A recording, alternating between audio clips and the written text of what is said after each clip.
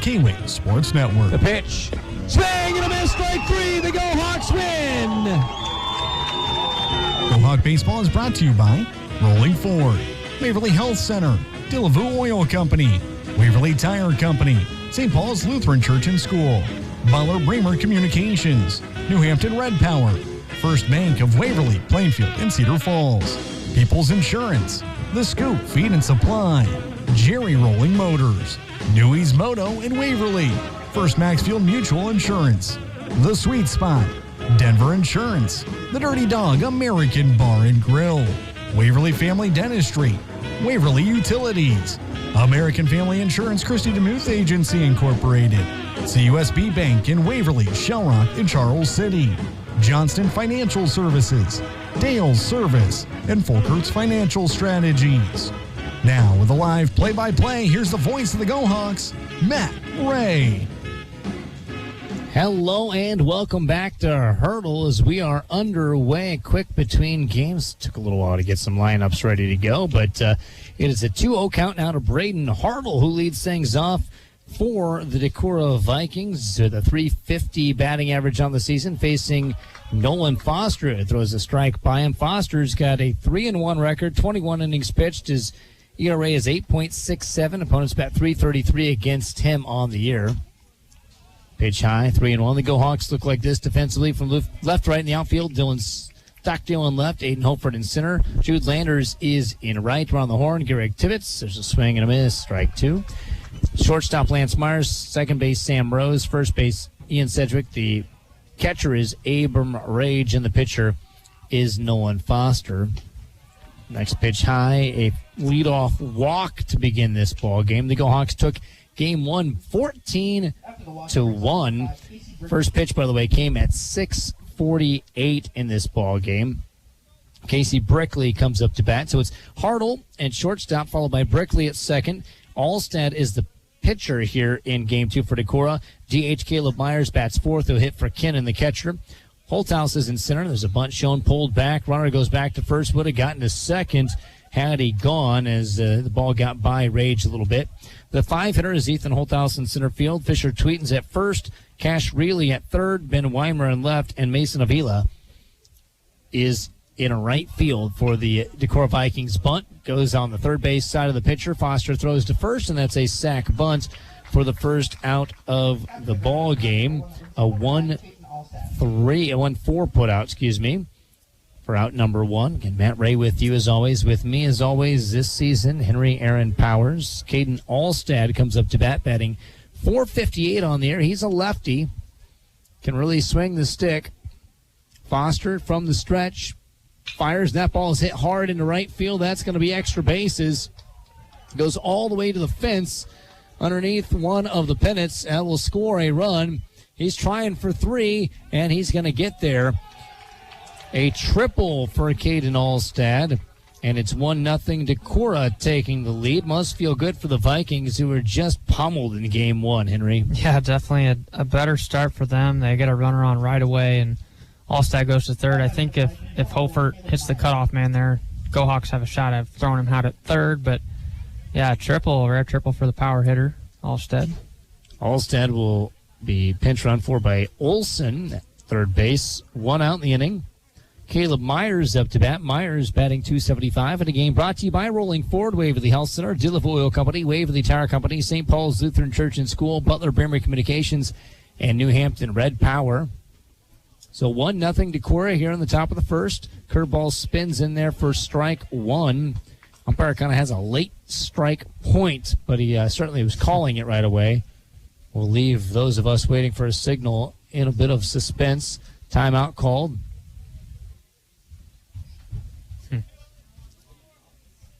He was emphatically pointing around and pointing back out there. I don't know who called the timeout. It didn't look like he just granted it.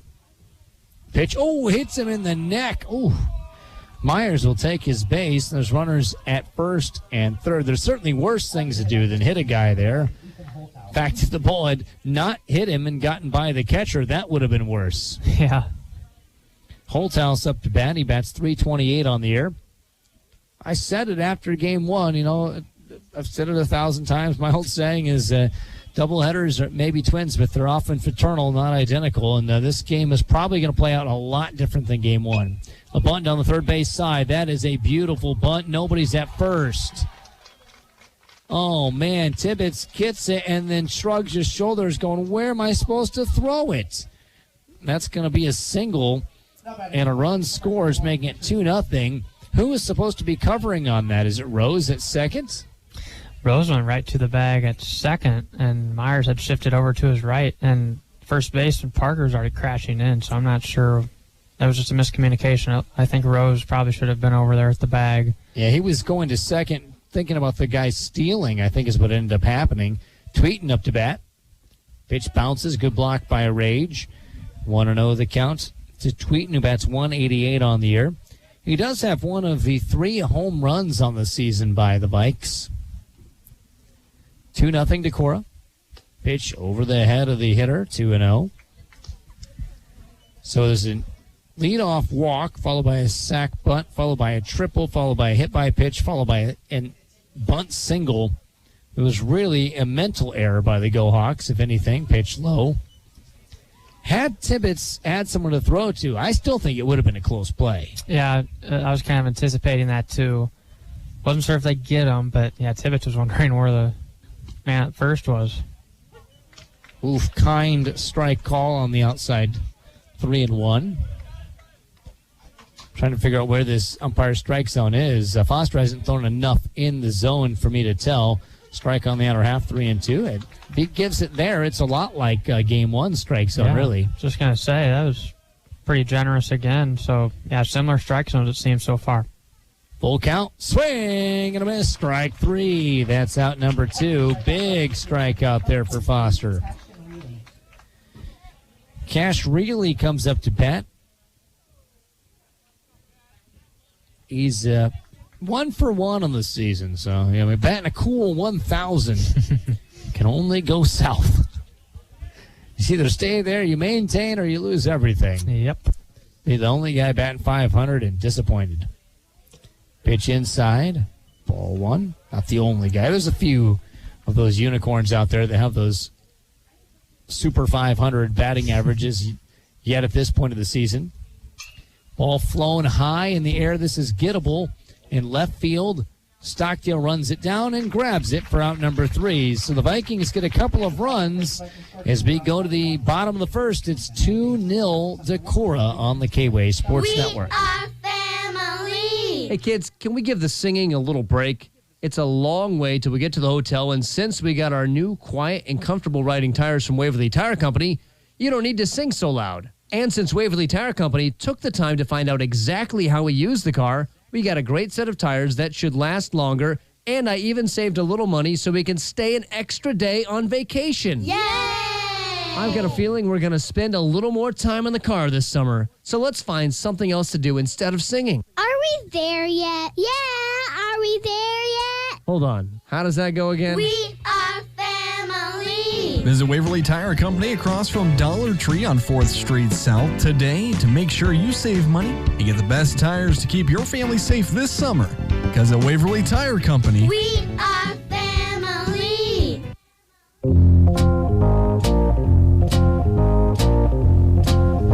2-0 Decorah leads as the Vikings take the field looking like this from left to right. In the outfield, Ben Weimer in left, Ethan Holthouse in center, Mason Avila in right.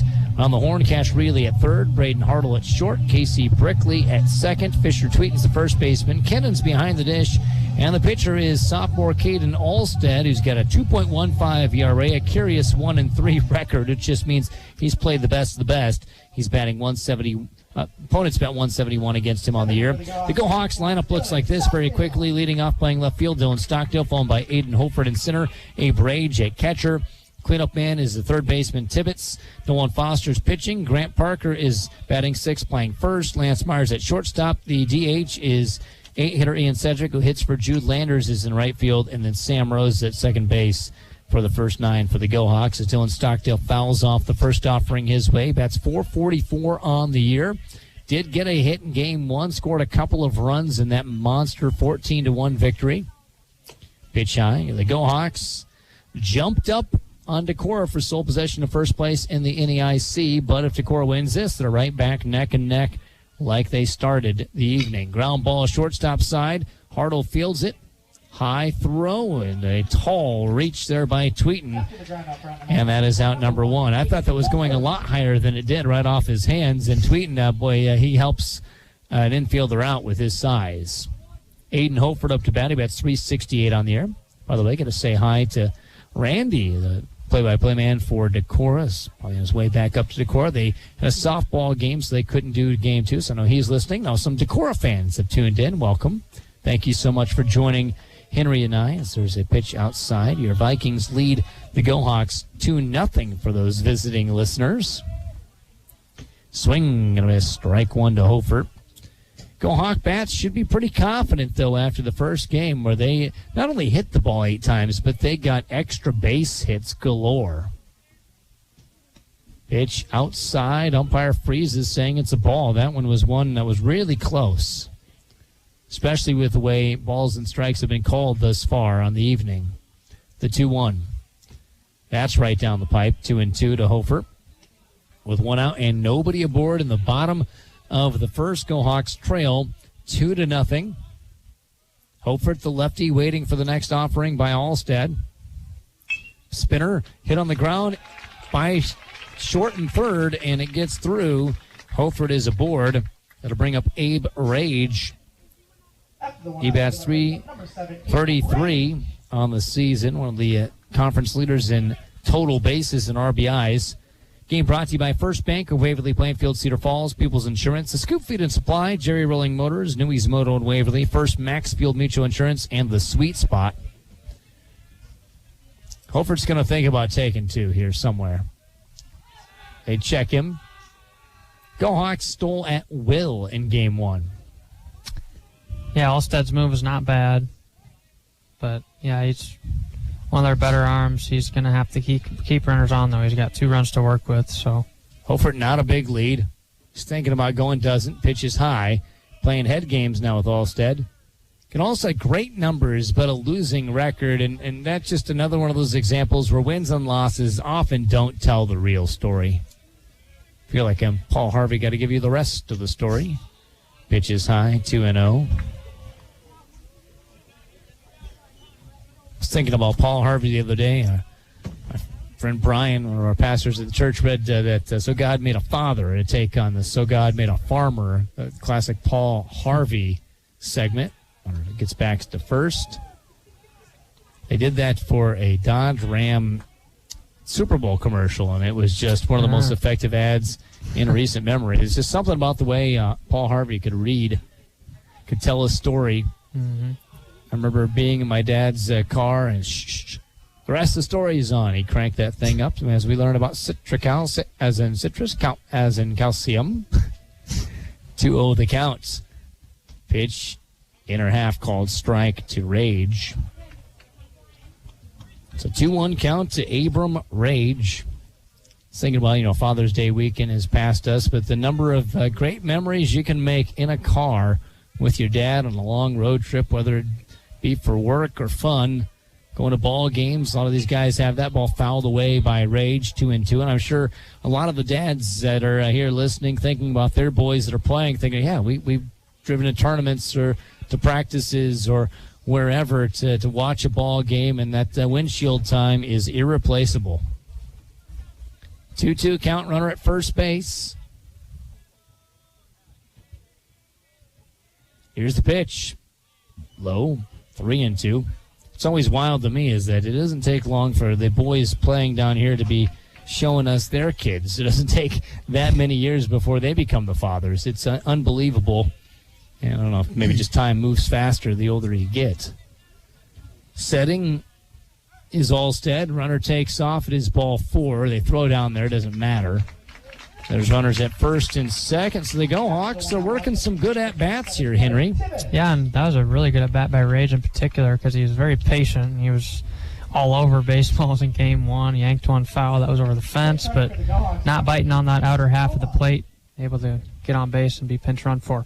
Toma will courtesy run for him. Tibbetts comes up to bat batting .378, had that 1-for-1 outing in game one where he's hit twice, and the bases clearing double. He just doesn't seem to be afraid of the moment, which is a great thing for a freshman.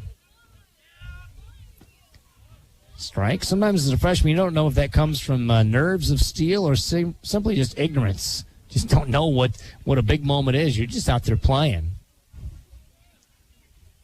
Runner at first has a monster lead as he's not being held on. Pitch inner half called strike 2. 2-0. Decorah leads here in the bottom of the first. One out, runners at first and second. Waverly Shark could complete a sweep tonight. That'd be huge. Ball hit up the middle. That'll find the grass. 1 run will score as Coach Willis sends Hofert home. An RBI single by Tibbetts, and the Go Hawks pull within 1 with a tying run 90 feet away very early on in this ball game.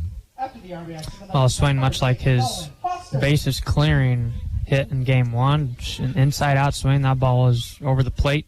Didn't pull off, though. Hit it right to right center. Nice solid hit again for Tibbetts. Runners at the corners. Nolan Foster up to bat, batting .408 as he's slowly been heating up like a bonfire and hit a home run in game 1. Look for the Go Hawks to send Tibbetts early in the count here. He's going to go in this first one, isn't he? There he goes. Swing and a miss, strike 1, catcher drops it. There's no throw, and Tibbetts doesn't even slide. So no 1 count, 2 ducks on the pond for Nolan Foster, who is the pitcher trying to equalize things. Go Hawk fans are sitting in some of those box seats down below me, also bleachers seats. People bringing their own chairs to the stadium. Some fans coming to watch their little boys be the younger Go Hawks that were recognized. Pitch swing and a miss by Foster. So my friend Tim walked down there with his son, and says, hey, you know what? It doesn't take long before you're the big boy out there. Ball fouled off, 0-2. And that's a tradition builder. Did you guys ever do anything like that? Youth recognition and things like that? Yeah, I do recall a couple games. Yeah, I feel like it's a pretty consistent thing. Pitch inside, ball 1-2. I remember most doing those halftime show basketball games. Yeah, me too. Little boys, it ends with a score of 4-2, but you felt like you were so cool. You had a crowd. Yeah. Here's the 1-2. Spins outside. Good job of Foster laying off that one. He was thinking about it and then watched the spin. Yeah, I had some sweeping movement. Could see it all the way. Allstead delivers the 2-2. Bounces, goes all the way to the screen. Here comes Toma, and he's home easy. We're tied. Both teams have put 2 runs on the board in the first. The difference is the Go Hawks aren't done with the first. With a runner 90 feet away as Tibbetts moved over on that wild pitch that bounced right off the dish. Sometimes that home plate looks like a trampoline. The count is full to Nolan Foster. Well, that's a good one to swing at. Oh, and he just fouls it. He got a decent little swing on that, just fouled it.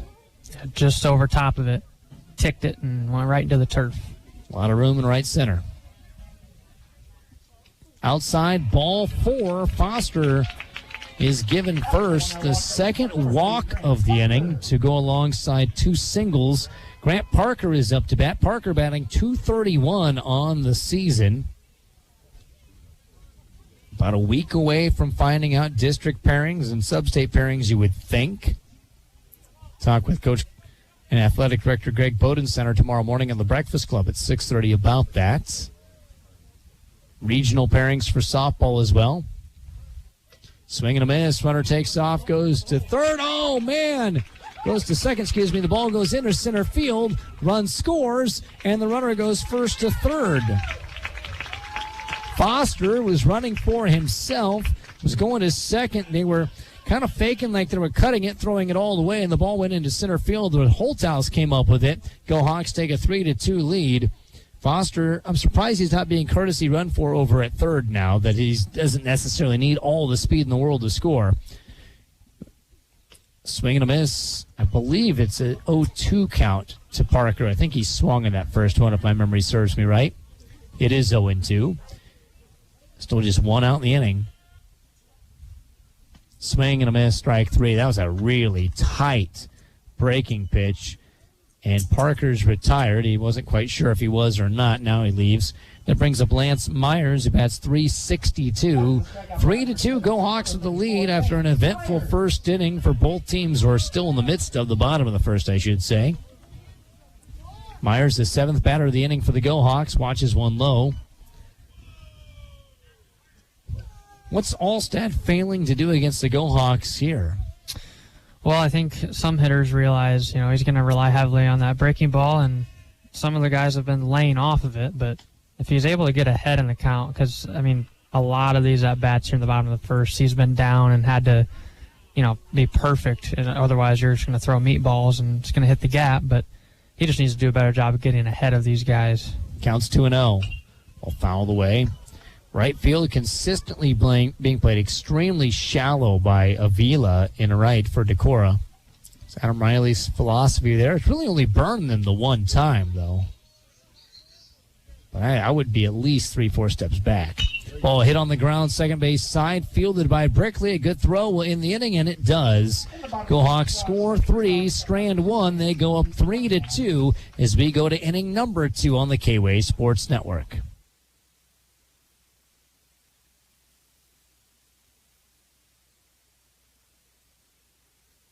Actually going to stay right here with it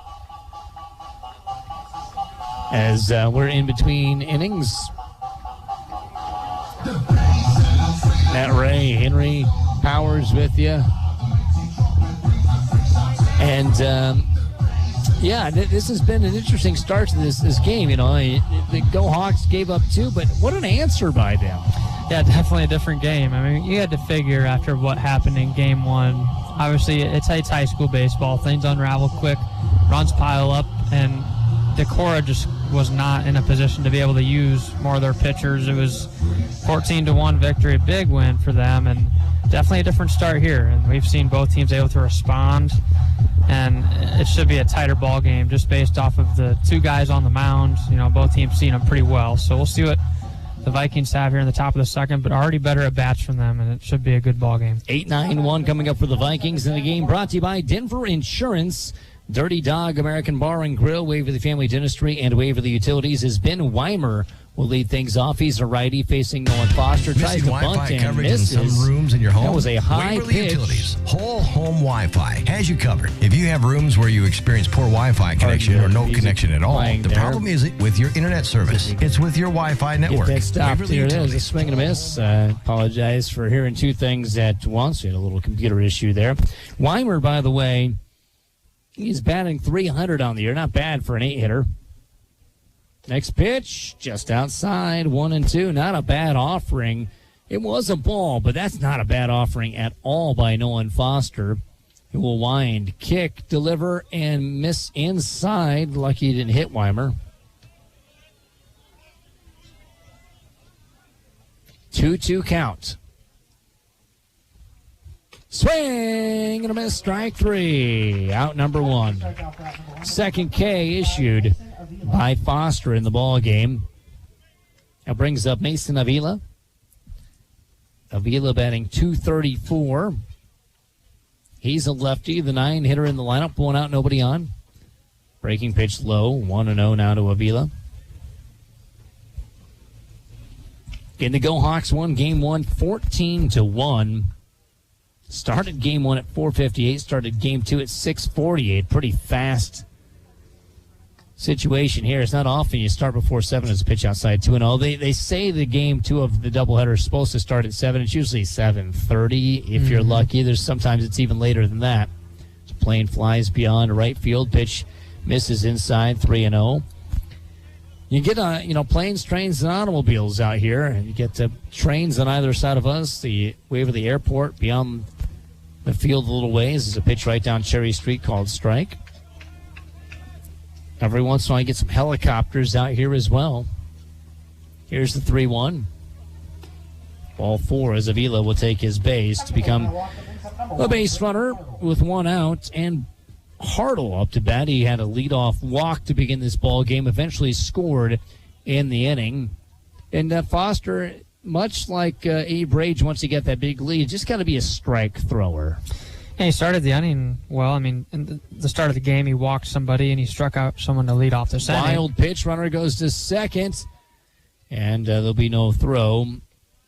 Back to your point. Yeah, it was a better start here in the second. You got the strikeout, which is what you want to see. But, again, the free passes, it's only a matter of time until they come back to bite you.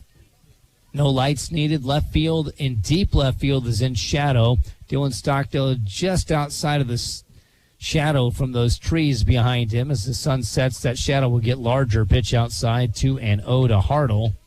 Everyone else pretty sun-soaked here at Hurdle Field. 340 down the lines, 360 to the power alleys, 380 to straightaway center. Pitch low. Cup art in the outfield. The baseballs with the boys' numbers in it. Of course, the big Go Hawk just right of the American flag in dead center field. In the 2015 championship banner. Pitch called ball 4. Boy, it looked like it was almost right down the middle. Must have missed a little low. So a 4-pitch walk of Hartle. There's runners at first and second. That's the bad news. Good news is there are forces out there as Casey Brickley comes up. He had a sacrifice bunt his last time against Nolan Foster. Just don't want to be a team that beats themselves. Bunt shown. He gets it down. Foster charges. Nobody's covering first. You have... That was, that is just textbook. Sam Rose has got to go over there. When the first baseman's charging, because the third baseman has to stay back, and I think Rose just kind of fell asleep there, and everybody's safe. Yeah, just a lack of communication, too, I think. Maybe it's different with the righty and a lefty in the box, which corner crashes, which stays. We don't know what was called. Right. Pitch outside, but I can't think of anything you'd want to do other than have your first baseman charge on that one. And there was another time the thrower ready, but nobody's home. Pitch outside to Alstead, who had a triple his last time up. This is a big spot.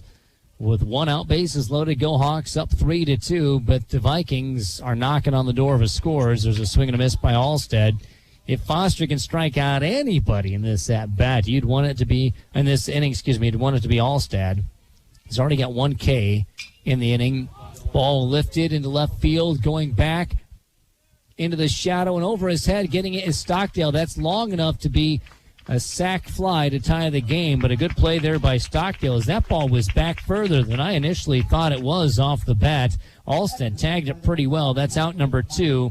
And a good throw-in keeps the runners at first and second as Avila comes home to score and tie the game 3-3. But Stockdale went way back to get that. Yeah, not an easy ball. You got to get a good read on it to start. And luckily his tracking speed able to record the out. Curve ball hit on the ground, third base side. Backhanded by Myers. He's going to throw long. What a play! Holy cow! That ball was deep in the hole. Myers backhands it and throws hard enough to get the designated hitter out. Oh, my goodness. 3-3, still our score. We go to the bottom of the second, tied on the K-Way Sports Network. Rolling Forward in Shell Rock is proud to support the Go Hawks. Hi, this is Greg Stockdale. Visit our championship team at Rolling Forward. Like the Go Hawks, the staff at Rolling Forward is dedicated, skilled, and will go above and beyond for you. Whether you're looking for a new or used vehicle or servicing your vehicle, trust the championship team at Rolling Forward. Good luck, Go Hawks, from all of us at Rolling Forward in Shell Rock. We get you rolling Forward. Dale Service Auto Repair and Towing in Waverly is who to call for your full range of automotive services to keep your car running smoothly. Dale Service offers quick oil changes, full mechanic services, including custom exhaust, tune-ups, brakes, alignments, suspension service, air conditioning service, and more. Stop by today for a free estimate. Dale Service also has 24-hour towing and 24/7 roadside assistance. Call 230-3081 in case of emergency. For exceptional auto repair in Waverly, give Dale Service Auto Repair and Towing a call today.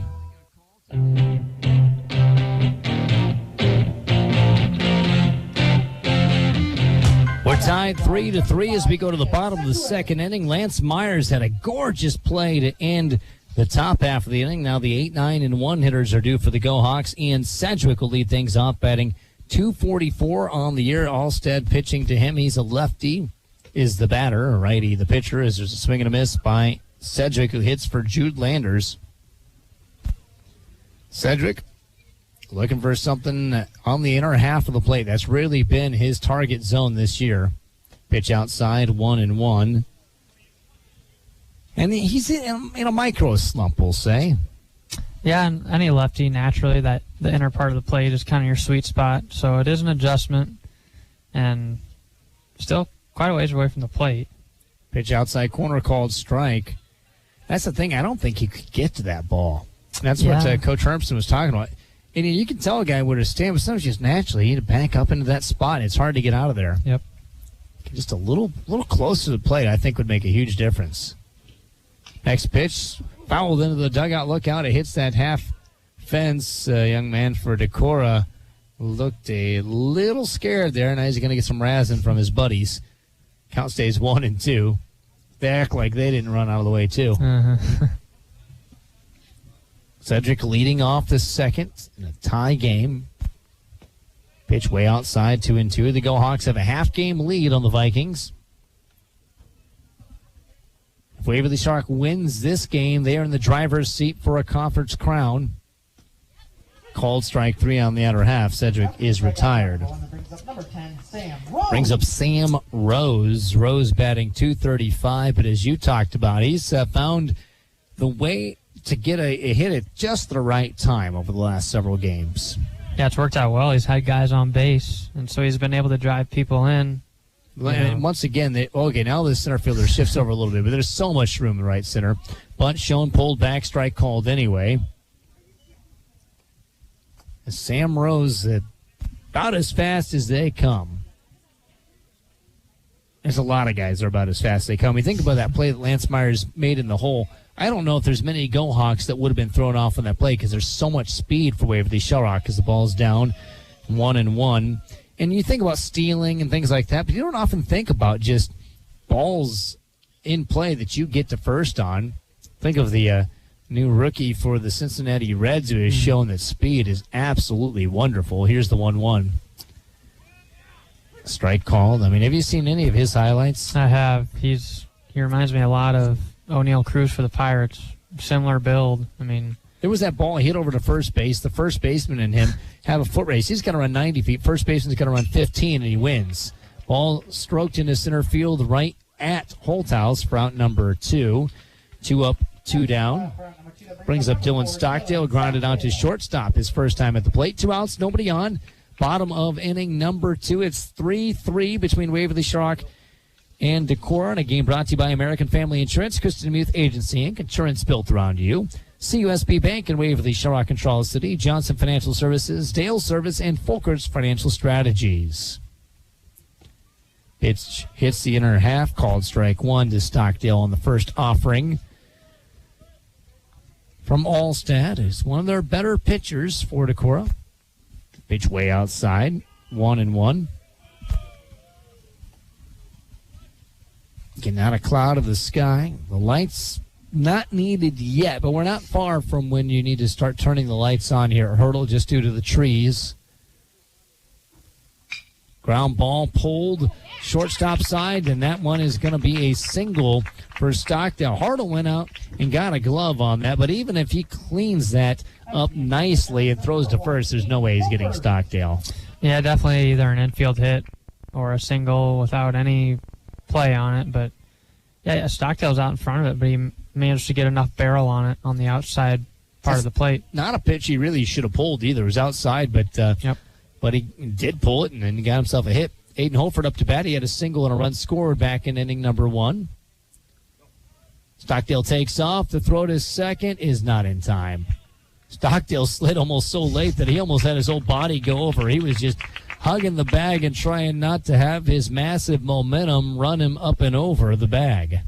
Yeah, you got to start your slide earlier knowing you're going to slide more on this turf, but he's been here enough to know how it plays. That was a good throw to second. It still didn't get him. I know, yeah. Of course, got to feel like, what do we got to do? Which again highlights how good Wacon's catcher has been at throwing guys out, because it feels like it's impossible, and he did it. Counts 0-2 to Hofert with 2 outs, runner at second base. A hit would score a run with this kind of speed, though. Pitch outside, 1-2. With Hofert and Stockdale, if Hofert can just find a spot where they're not, Stockdale will be taking off. He's got a good lead, runner holding on him at second. They don't throw over there. Inside pitch, check swing, he did not go. Almost got hit by that, 2-2. He check swung and then was leaning back and just about fell over. Kind of had to backpedal to stay on his feet. It's kind of the anti-Cedric with how close he plays to the plate. Inside pitch, foul tipped by Hofert. BG swing just staying alive here. He shortens up too. He chokes up just a tad. Just a good hitter. Good fundamental hitter at the plate. Knows what to do and what count. Big pitch here. 2-2. Let it go high. Full count. Got some dogs at the field here. See one below beyond center field fence. Somebody marking their dogs all lab out here. Little kid, just a great community feeling here. Payoff pitch. Fouled away off the screen by the Go Hawks dugout on the left-hand side. Bounces off the screen and over Coach Willis's head. Coach Willis at third. Coach Hying at first. Coach Hermson is in the dugout. Payoff pitch again. Ball 4. Runner takes off, steals third. Stockdale steals sitting and almost overslides the bag again. Again, he's has so much speed. There was nobody at second. Hofert almost went to second because they got a guy drifting over at second base. Almost got the bag. Now, there's going to be some games played here. If you're smart, you'll do that. Kind of go and, if possible, manufacture a pickle with runners at the corners. Now, Abe Rage, one of the best RBI men in the Northeast Iowa Conference. He's got a walk and a run scored already in this ball game. But let's see what he does. More importantly, what Coach Hermson wants his squad to do here. I think it'd be a good thing, at least to send Hofert, if not to try to do some shenanigans to break the tie score. Yeah, and I think he'd feel pretty good about Hofert reaching even with 2 outs. I mean, absolutely. I don't see why he would get caught here. And even if you throw, Stockdale might come home. It's a tough situation to be as a Viking. They throw to first, he's back in time. Ball bounces off the shoe of the first baseman, Tweeten, not far enough away, though, for Stockdale to scamper to the plate. Runners at the corners. Feels like Rage is an afterthought as the batter in this moment. The runners on the corners playing games. Hofert does not go, strike called. You know, it's tough because you don't want to run yourself in and out with 2, but also I just don't know if Decorah can stop Hofert. Yeah, and, Alstad's doing all he can as a pitcher, checking on him every couple pitches. There he goes. He's going to manufacture a pickle. Stockdale's got to go home. Stockdale's going to go home and score. That's a timing play. He scores. They throw towards first. Now, Hofert running to second. He's going to slide, and he is safe! He slid between the legs of the infielder. Playing tunnel tag out there. Man. 4-3, and that's exactly what I wanted the Go Hawks to do. Have Hofert go out there, have some shenanigans, because if you throw it all his way, Stockdale's an automatic run. Yeah. I just don't think you can get him once you start that. And Hofert is so tough to get out. I mean, you get him in a pickle, but he's so quick.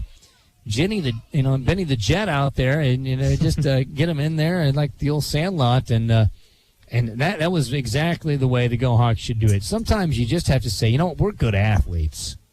Let's just athlete ourselves a run. Yeah, that's a good way to put it. 4-3, the Go Hawks have the lead. Pitch down the middle, swung on and missed by Abram Rage. Count is now 0-2. But I absolutely love what the Go Hawks did there. And I don't know if they heard me calling from up here, but that's what I wanted. Thank you, BJ. Pitch inside, 1-2. I assume BJ is the one that makes that call over to Coach Willis to say to do it. It could have been all of the other base coaches there. As Coach Hermson really leans on his assistant and gives him a lot of control, which I think is great. Runner takes off to third. Ball hit high in the air to left center field. Holthouse catches it in the gap to end the inning, but the Go Hawks squeeze another one home on a little bit of base running fun. 4-3, Go Hawks lead as we go to the third inning on the K-Way Sports The more Network. your life changes, the more your insurance needs change. I'm Christy DeMuth, agent. In just minutes, I can conduct a free personal insurance review to help you determine how much and what type of coverage is right for you, with no costly gaps or overlaps. Insurance is a contract to protect what you value most, whether it's your auto, home, business, health, or even your life. When it comes to protecting all your assets, give People's Insurance Agency a call. People's Insurance Agency's main office has been located in Waverly for 8 years. It is your family-owned, local, independent agency of neighbors helping neighbors in the surrounding area for the past 35 years. If you're looking for a quote with competitive rates or just have an insurance question, visit People's Insurance Agency in Waverly or call 352-6327 to talk with one of their friendly, knowledgeable insurance specialists. People's Insurance Agency. They strive for excellence in all they do.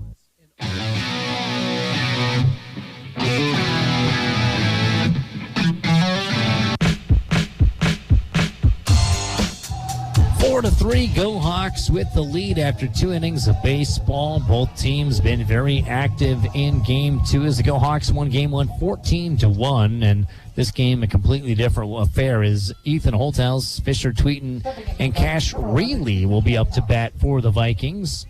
Holthouse is 1 for 1 with a single. By the way, over on Y99.3, the Go Hawks lost to Crestwood 9-5 in softball. They'll have a second game coming up in a bit. Taylor Nitz with the play-by-play for you there. Holthouse takes ball 1 from Nolan Foster. Pitch down the middle, second base side. Hard hit ball vacuumed up by Rose, who throws. Long stretch by Parker, and there's the out. I think I forgot to tell you that Grant Parker was playing at first in Game 2. 4-3 put out. That brings up Fisher Tweeten, who struck out swinging his last time at the plate. Go Hawks could really use a scoreless inning from Decorah here. Pitch beautifully framed there. Strike 1. Great job by Rage framing that. He was in position, ready for it too, sticking that right leg out. The 0-1 swung on and missed. That ball spun away from Fisher Tweeten's blue bat. Now the next pitch. Ooh. Whoa. 1-2. That one was just off the corner on the outer half. Good spot for that count. For any count. Next pitch, high, 2-2. Yeah, he didn't miss by very much at all. Some would say he didn't miss. Here's the 2-2. Ball hits. Second base side, Rose goes out in the grass, spins, throws, not in time. Really athletic play. As he got into the grass, that ball was leading him back and towards first base. He spun, made an accurate throw, and it wasn't in time, but it was pretty to watch. So an infield single by Fisher Tweeten. That brings up Cash Reilly, who flew out to left field, fairly deep left field. His last time up to bat. They throw runner back at first in plenty of time. 4-3, Go Hawks with the lead. Get Matt Ray alongside Henry Powers with you here in Game 2 of a doubleheader as the Go Hawks look to sweep. Pitches up and in. Didn't hit him, but Tweeten goes to second on the wild pitch. And both teams feel as though they're going to be efforting things here. Yeah, really at the plate. Honestly, just missed it in that first at bat. So if he gets a good pitch here, pitch right down the middle, strike 1. Decorah could tie this up, and luckily for Foster on the mound, he's able to even up the count. But yep, 1-1. Swing and a miss on a curveball that really had a nice bite to it. Yeah, and really couldn't. He twitched right away, thinking fastball, couldn't hold up in time. Next pitch, curveball, swing and a miss. Oh, foul tip. He just foul tipped it enough, and it's dropped by Rage. Boy, if Rage could have squeezed that would have been strike 3. But if you drop it, it's not on a foul tip. That's fantastic pitch there by Foster again. 4-3. The tying run is at second base from the top of inning number 3. Play 7 innings. Only needed 5 innings though in game 1. We're not going to have that here in game 2. Pitch outside. 2-2. Some Go Hawk fans wanted that to be a strike. That's not a strike. They're hopeful. Foster sets. Here's the pitch. Bounces, goes between the legs of Rage. The runner's going to go over to third, and the tying run is 90 feet away. Timeout called by runner at third base. So Go Hawks get back in their spot defensively. First base is unoccupied, so it wouldn't be the worst thing to offer a walk here. Don't want to throw a meatball and allow the runner to score. Ball 4. So base on balls brings up Ben Weimer, who struck out swinging his last time at the plate against Dylan Foster. Rage making signs there on what to do. Do you throw down all the way? Do you cut it? Do you not throw? Do you pump? Do you go to third? There's all sorts of options here. Sometimes you run the cut play with a pitcher, though the Go Hawks have not done that really in their history. Bunt. Third base side, and someone's there to cover it this time, but it doesn't matter. Lots of speed and an RBI bunt single by Weimer, who is flying down the base paths. And now there's runners at first and second, and only one out in a tie game, 4-4. Yeah, I was wondering if really he was going to do much running there, because I don't know if we've seen him play much at all, but that's, I guess, one way to get him to second base, lay down a perfect bunt for a hit. Yeah, those are really good bunts. Immediately comes up to bat. He walked and scored a run earlier in this ball game. He's a lefty. Swings way late on that pitch. Looked like he was swinging as Rage was catching it. I'd fire up the old one machine again. See if he can catch up to the heater. Next pitch swung on and missed. Yeah, a couple uncomfortable swings. That one wasn't really a full committed swing. It's kind of a late decision again. I'd throw a high. Swing and a miss, strike 3. That's out number 2. Hartle's up to bat. He's not had an official at bat in this nightcap. He's walked twice, scored once. 4-4 is the score. 4 hits for Decorah, 3 hits for Waverly Sharrock. Decorah has committed a costly error, though. Check swing, he went. That was a breaking pitch that Hartle didn't want to swing, but did. He did what he didn't want to do. Top of inning number 3. Roll back and forth ball game. Pitch low, tied 1-1, and that's what we expected in game 1. Game 1, I think, is the anomaly. I think this is more what everybody expected between the top 2 teams in the NEIC. Pitch hits him. That one slipped out of the hands of Foster. And that is going to load the bases with Brickley up to bat. Brickley is 1 for 1 with a sacrifice bunt and a single. Now, part of the singles that have happened for Decorah have just been on baseball mismanagement on bunts. Yeah. And I talked to Coach Hermsen today, and he said, you know, if we can play mistake-free baseball, you're going to feel pretty good about your chances. First game, offense didn't have to come to that point, but yeah, mistakes in this second game so far are kind of, you know, the reason that Decorah is able to manufacture some of these base runners. Yeah, that's right. The Go Hawks have manufactured as much for them as they've manufactured for themselves as the ball fouled off 1-1. The Go Hawks, they had to manufacture some things as well. So, you know, you have game 1 pounding the ball, striking out everybody, and game 2 just isn't like that so far. Bases are loaded with Vikings. From the wind is Foster. Pitch is high. 2-1.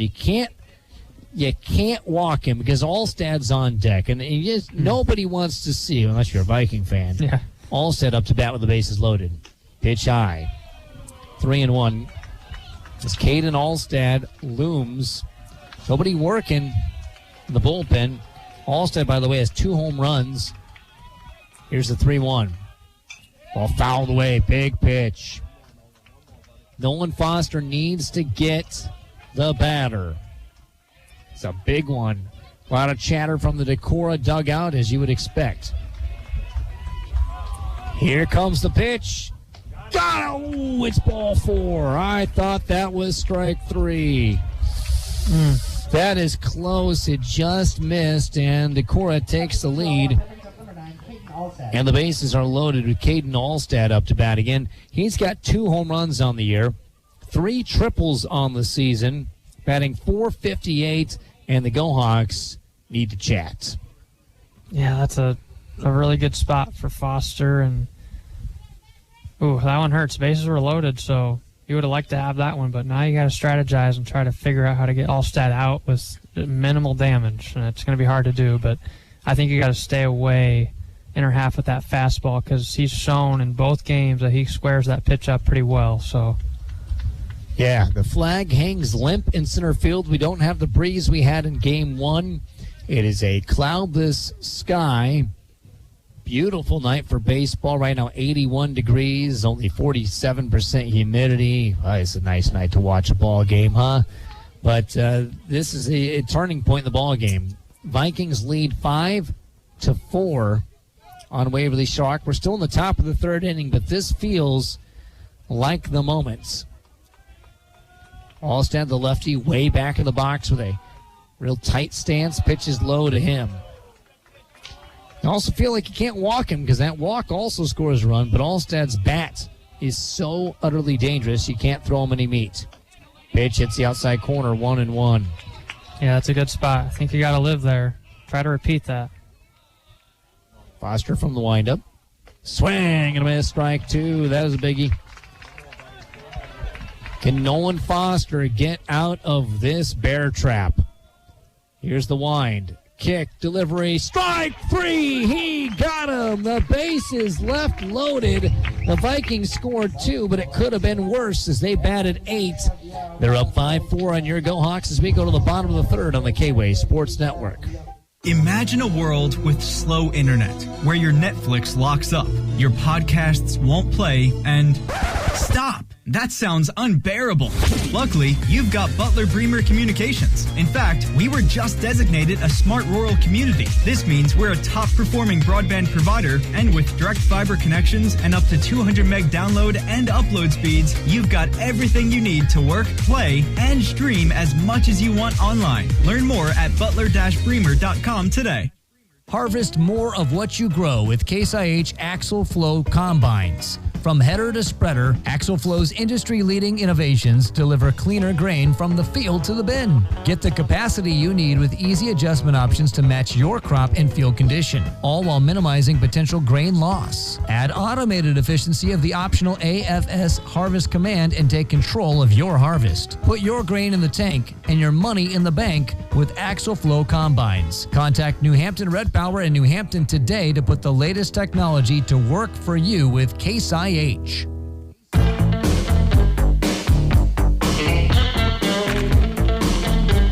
Got ourselves a fun one here. Middle of the 3rd inning, 5-4 Decorah with the lead. It's time now for Meet the Go Hawks. Today, let's meet Nolan Foster. He's a sophomore, excuse me. I think this might be from one of my sheets that came from last year. Oh, well.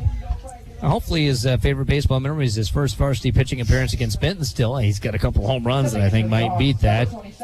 His parents are Nick and Sarah Foster. His favorite sport other than baseball is track and field. Doesn't have a favorite team. His hero is his grandpa, and his future plans are, well, at least they were undecided last year when he wrote that one out. Got a stowaway. It'll be Garrick Tibbetts to lead off for the Go Hawks here in the bottom of the 3rd. Pitch high, 1-0. I think I need to get some more Meet the Go Hawk sheets from the Go Hawk coaches. I think we've run through all the ones we had so far. Ground ball, second base side, fielded by Brickley. Flip to first is a wee bit high, but plenty of time for Fisher Tweeten to reach up and grab that for out number 1. That brings up Nolan Foster, who walked his last time up to bat. Meet the Go Hawk. Go Hawks, again, looking for that sweep. Decorah looking for the split. We get a split. Decorah's got a chance, so they've got the tougher road left. Waukon and New Hampton are their teams left. The Go Hawks play Charles City right here at home on Thursday. Of course, the coverage is a strike to Foster. And then next week going to Crestwood in Cresco. Ball hit up the middle off the glove of the pitcher, and it gets through. That is a hard shot. Hopefully Alsted's okay after that one. I don't think it hit his hand. I think it just got his glove, but that was a shot there by Foster, who's having himself a really great day, offensively especially. Yeah, that'll definitely boost your heart rate a little bit. A liner back just past Alstad, but yeah, just another squared up ball. Sometimes you got a glove, and sometimes you think it's a shield. That was the latter. Pitch inside, it hits Parker. He's trying to get out of the way. Now there's back-to-back base runners with one out. Lance Myers up to bat, grounded out to second base his last time at the plate. Most of left field is in shadow, much of center field as well. The lights not on yet here at Hurdle Field, the Harms Stadium. We're here in Peterson Press Box. Give Wartburg some money, and you can name the chair I'm sitting on if you'd like. Pitch is high, 1-0. Is that a good parting gift before you graduate? You want to name the chair? I think you could work that out. The pitch. Ground ball foul. 1-1. Wartburg has done a lot of investment in their facilities over the last number of years. Again, this is a big renovation they did here to make this a nice stadium, not just a field. And obviously, when I first started here, it was not turf infield. The softball complex has been done up so nicely. Here's the 1-1. Pitch outside, 2-1. I see even as they steal third, Foster takes it. Boy, it just kind of put everybody to sleep, including me, and there he goes, and he's out on his way there. Well, I didn't even see him looking to do that. Yeah, it was kind of a late steal attempt. I'm not sure. I didn't see the whole play unravel either, but yeah, just kind of a weird play. So he's out number 2. That's a bummer. Runner at first base. 2-1 the count to Lance Myers. So that snuck up on me. Pitch high. Wartburg's got the old CTC, the Classroom Technology Center. I'd say they took the wooden knight thing off the wall, and they're turning that into the esports room. 3-1 fouled away. Got runs full. Esports is a huge growing phenomenon. Obviously, the target shooting has been a really big addition for Wartburg. They just got rid of the women's lacrosse team, but other than that, they've just been adding lots of activities in sports. A lot of colleges have. Payoff pitch, ground ball, shortstop side, gets through. Too bad the runner was thrown out. Oh, no. Parker's going to third. Oh, he's dead meat. That was not a good idea to go third there as he rounded second. And there was a real short throw that got him for out number 3. The Go-Hawks run themselves into 2 outs and squander a good chance. In the bottom of the third, they're down 5-4. Be back with inning number 4. You're listening to Go Hawk Baseball on the K-Way Sports Network. The Dirty Dog American Bar and Grill in Waverly is the place to bring your friends and stay a while. With pizza, sandwiches, the Cedar Valley's best burgers, wraps, and amazing salads, the Dirty Dog has something for everyone. Stop in to watch the game or just grab a cold beer or your favorite drink and enjoy the great atmosphere with state-of-the-art TVs and sound system. The Dirty Dog American Bar and Grill in Waverly. Real food for real people.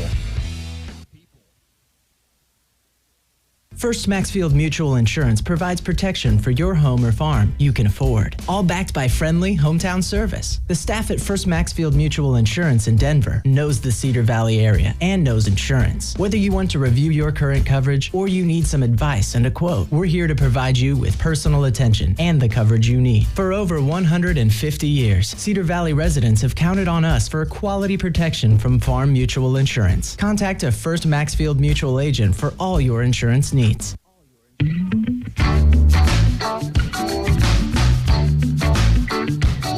First pitch to Caleb Myers popped up, first base side, shallow near the catcher. Rage tries to get it, and he drops the ball. Just went off the heel of his pud. I thought maybe Parker might call him off on that. It's hard to catch those pop-ups with the pud at times. 5-4, Go Hawks have a deficit as Caleb Myers, the 4-hitter, up to bat for Decorah. The Go Hawks got themselves out of a pretty tough jam and only allowed 2 runs last defensive inning they had. Swinging bunt, third base side, let it go foul. It spins, and it sits on the line. Oh, man, Garrick Tibbetts made the right call. Yes. And that ball just stubbornly sat on the line. Can't do much about that.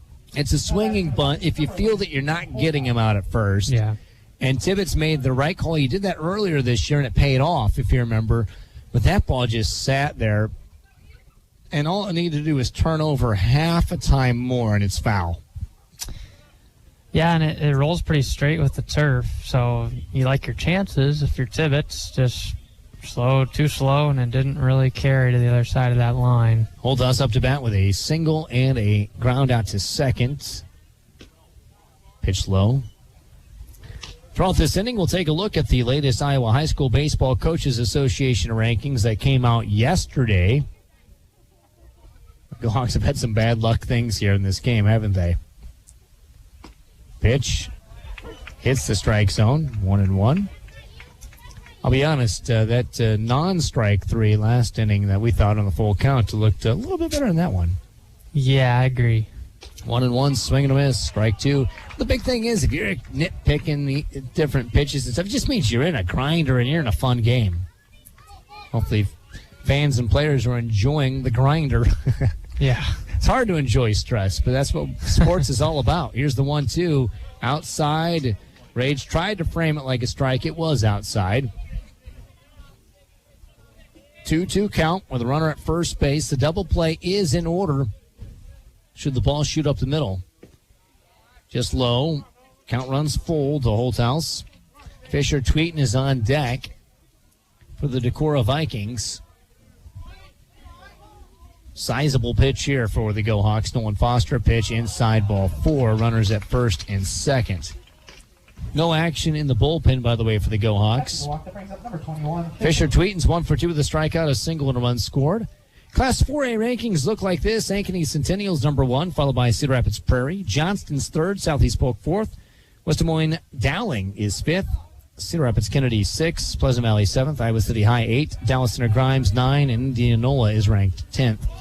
Bunt shown, foul tip by Tweeten. Cedar Falls was getting votes to be ranked last week. Not anymore. Ankeny, Bettendorf, Sioux City North, Urbandale, and Waukee Northwest are the non-ranked teams that are getting votes to be ranked. So an 0-1 count, no outs. Runner at first and second. Let's see if Tweeten shows bunt again. I think he will. He does. Ball bunted, it popped up in the air, foul on the first base side. And so I think Nolan Foster's effectively limited their ability to bunt here. Yeah, and that first one, Tweeten kind of just, poked the bat at the ball. You just wonder how much they practice bunting in practice these days, just in general for baseball at this level. It is a preference, I suppose, but it can come up big in situations like this. Yeah, I always think everybody's got to be able to throw down a bunt. That's just my philosophy in baseball. Oh, it hit him. Oh, man, on an 0-2 count. Gosh, those are the ones that hurt the pitcher more than it hurts the batter. 0-2 and you plunk them. And bases are juiced. Nobody out. Cash really up to bat. He's 0 for 1 to the fly out to left. A walk and a run scored. Coach B.J. Hermston will take a long, slow walk to the pitcher's mound. While they're doing that, it looks like we're going to get a pitching change. It's time for a Waverly Tire Company pitching change. When you need to change your tires or even repair your tires, trust the people that treat you like family. Waverly Tire Company is so fast, they might just get you in and out before we come back from this Waverly Tire Company pitching change. Bases loaded, nobody out, 5-4, Decorah with the lead when we come back on the K-Way Sports Network. With the start of school and sports, we don't have as much time to spare like they did in the old days. Like back in the 80s. Hi, my name is Kelsey and my dad is Dr. Alan Young of Waverly Family Dentistry, where they are dedicated to service and excellence. His office offers virtually every dental procedure, so you won't have to waste time driving somewhere else to have it done. Visit WaverlyFamilyDentistry.com and make an appointment today. Hurry, you're wasting time. Missing Wi-Fi coverage in some rooms in your home? Waverly Utilities Whole Home Wi-Fi has you covered. If you have rooms where you experience poor Wi-Fi connection or no connection at all, the problem isn't with your internet service. It's with your Wi-Fi network. Waverly Utilities Whole Home Wi-Fi provides reliable coverage throughout your home for just $10.40 a month. Learn more at waverlyutilities.com. Making life better, making life easy. Waverly Utilities.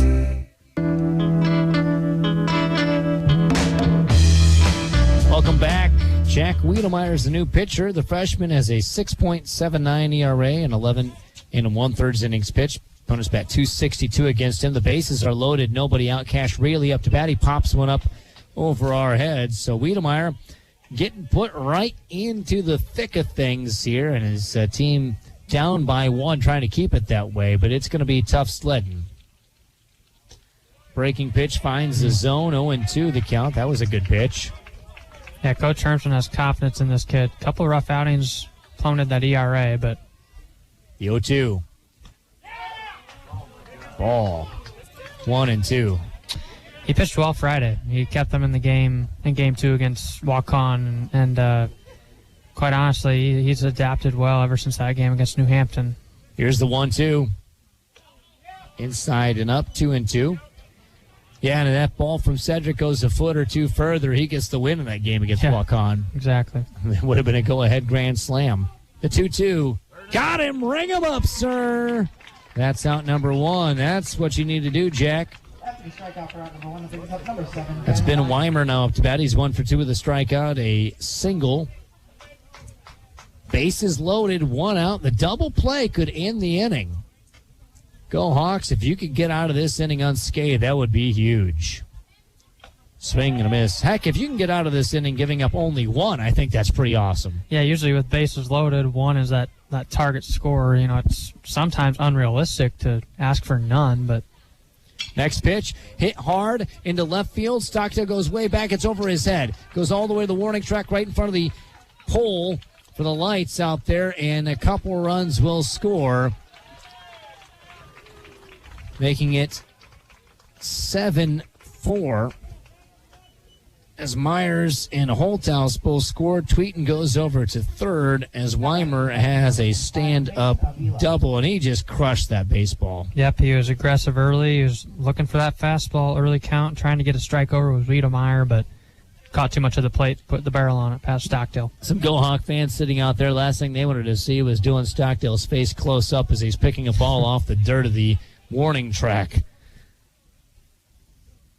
Go Hawks down by 3. Not out of trouble yet, though. Avila's up to bat. Pitch outside, 1-0. Avila's 0 for 1. He did walk and score a run. Struck out swinging his last time up. Runners at second and third, so another single would score 2 more runs for the Vikings, who desperately need to win Game 2 of this doubleheader if they want a chance at a crown in the conference. Ball popped up and over the press box, 1-1. Class 3A rankings have Western Dubuque number 1, Lewis Central 2, North Polk 3, Knoxville 4, Marion's 5, Bishop Heelan is 6th, ADM 7th, Dubuque Waller 8, Davenport Assumption 9, and Ballard is number 10. Those are the teams that are in the top 10. Ball flutters high, 2-1 to Avila. Benton Community, the Go Hawks beat. Bondurant Farrar, MOC Floyd Valley, West Delaware, the Go Hawks fell to, and Cedar Rapids Xavier are the others receiving votes but not ranked. Go Hawks have not received votes to be ranked this season. Pitch inside. Ball 3-1. That said, if you draw a Waverly Shark in your district or sub-state, you're not happy about it. You don't want it. Go Hawk infield choking in the run. Their toes are on the green part of the infield. Foul ball, first base side. The count runs full. So you got everything choked in. Lots of holes, lots of ways to get one through if you're the 9-hitter Mason Avila. And if you're the Go Hawks, you're thinking about going home with this throw because you're down by 3. You cannot afford to give up much more damage than that. The pitch. Ooh, low, ball 4. Go Hawks have just had some borderline ball 4s that have really stung. Yeah, and that would have been a big out to get the 9-hitter. Now you're back to the top of the lineup, and you definitely want to close this inning before you get to that 3 spot. Decorah batted 8 guys last inning. This is their 7th batter of this inning. Pitch way outside to Hartle, who's not had an official at-bat. He's walked twice and been hit by a pitch in the nightcap. Remember, the Go Hawks won the first game 14-1. They're down 7-4 here in game 2. Swing and a miss. Back to how the Go Hawks aren't ranked. I think the top part of their rotation is so good that I wouldn't want to see Rage or Parker starting against me and with these Go Hawk bats as well. I just don't think that is something anybody wants. Strike on the outer half, 1 and 2. The thing is, do these rankings based on teams, but then you play a single elimination tournament, which is not always the best way to decide who's the best team, because given one night, I like the Go Hawks' chance against anybody. Ball fouled away, 1 and 2.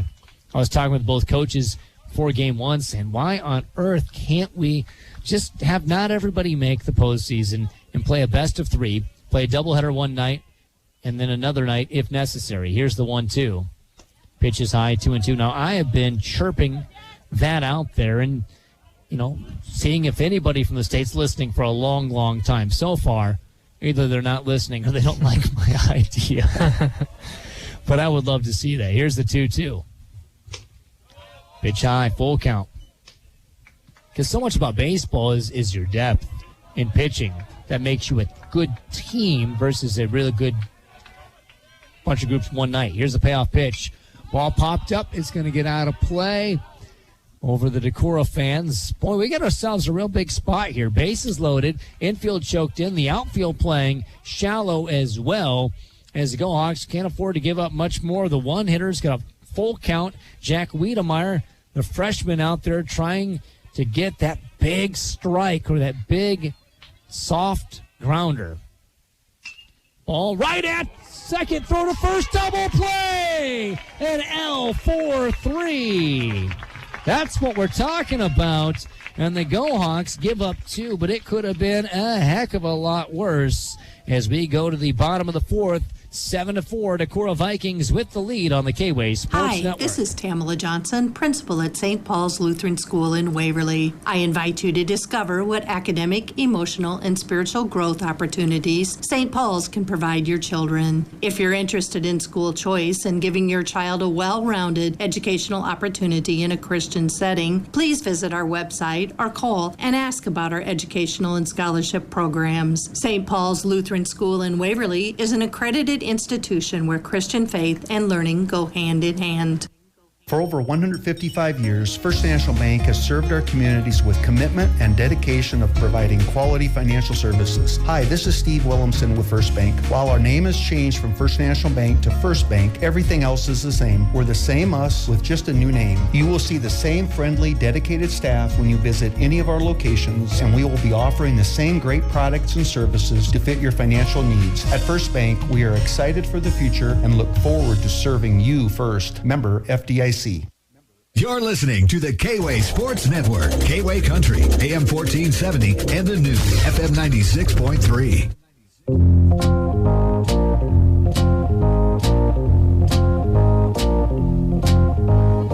Well, the Go Hawks get a big L4-3 double play. Line drive to Rose, who throws to first to get out of a jam. They're still down 7-4, but they're pretty excited about being down 7-4 as they've got the 8, 9, and 1 hitters due in the bottom of the 4th inning against Caden Alstad, the starting pitcher. Stepping in for the Go Hawks is number 5, Ian Sedgwick. We're 3 hours into our doubleheader. Ian Sedgwick up to bat. He struck out looking his last time up. By the way, we'll look at the Class 2A and 1A rankings during this half inning of baseball. Here's the pitch. Sedgwick hits it. Third base side. Third baseman was shifted over. The throw is dropped. An error. An error on the throw or the catch there, you think? The throw, right? That's a tough one. First baseman. They should have caught that Yeah, ball. I think that's catchable. And they shifted over so much. That ball was right at the third baseman, or it looks like it would have been in the hole. Yep. And everything was right but the catch. Cedric's going to be pinch run for. That'll bring up Sam Rose. Class 2A rankings have Van Meter number 1, Mid Prairie's 2, Esterville Lincoln Central 3, Dyersville Beckman's 4th, Underwood's 5th, Kemper Catholic is 6th, Cascade 7th, West Marshall 8th. New Hampton moves up to number 9, and Anamosa, the Raiders, round out the top 10. Runner at first base being held on. Bunt. A beautiful bunt. Third baseman throwing to first. Dropped it. Dropped it again. Dropping more balls than Dick Clark on New Year's Eve right now, and the Go Hawks have a chance. Number 4, Dylan Stockdale. And that was a tough play, but once again, if you just hold on to the ball at first, and tweeting it, you feel bad. You don't want to pick on the kid, but then that gets in your head. Yeah, and honestly, both those throws are pretty similar. You know, it's just off the ground, and it's just a matter of squeezing it. But, yeah, just unfortunate for Tweeton. Stockdale up to bat. He's 1 for 2 with the ground out, a single and a run scored. It's the one-hitter in the Go Hawk lineup as he fans the first offering. Other teams in 2A getting ranking votes, but not ranked. Pleasantville, Sumner, Fredericksburg, Chipola, West Lyon, Williamsburg, and Woodward Granger. So SFT getting ranking votes. So pitch inside. Stockdale spins away. I'll tell you, New Hampton is split with everybody in the conference but Crestwood. But they're a team, I don't think they've got a ton of depth. But just like I was talking about the Go Hawks, you wouldn't want to play them. You don't want to see them in your district. Timeout called. Umpire walks away. Stockdale wasn't even sure that was happening behind him. He's so focused. Now he gets back into the box after taking a step out. Runners at first and second. 1-1 count, nobody out. Stockdale fouls it away towards the Knief building. 1-2. 340 down the lines, 360 to the power alleys, 380 to straightaway center field. The outfield almost entirely in shadows. The lights will be turned on sometime soon. We're at the bottom of the 4th inning. Pitch way high, 2-2. It looked like it was going to be a lot closer to Stockdale's head, and that ball just kept rising. Yeah, we've seen quite a few of those. Just those breaking balls that, you know, spin right out of the hand. Just can't control it. Here's the 2-2. Pitch inside.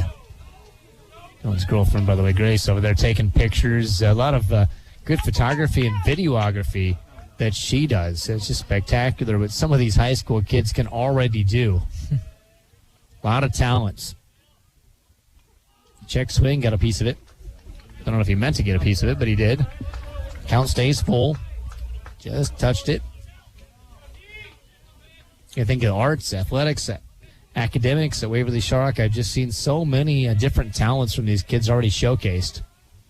Ball hit into right field. This one looks fair, and it is caught just on the foul side of the line. It will advance the runner to third on an F9 by Stockdale. I thought that was going to stay fair for a while. It did drift foul, but it was a productive out as the runner goes over to third base. By the way, that runner for the Go Hawks is Nathan Miller. Don't know if I said that earlier.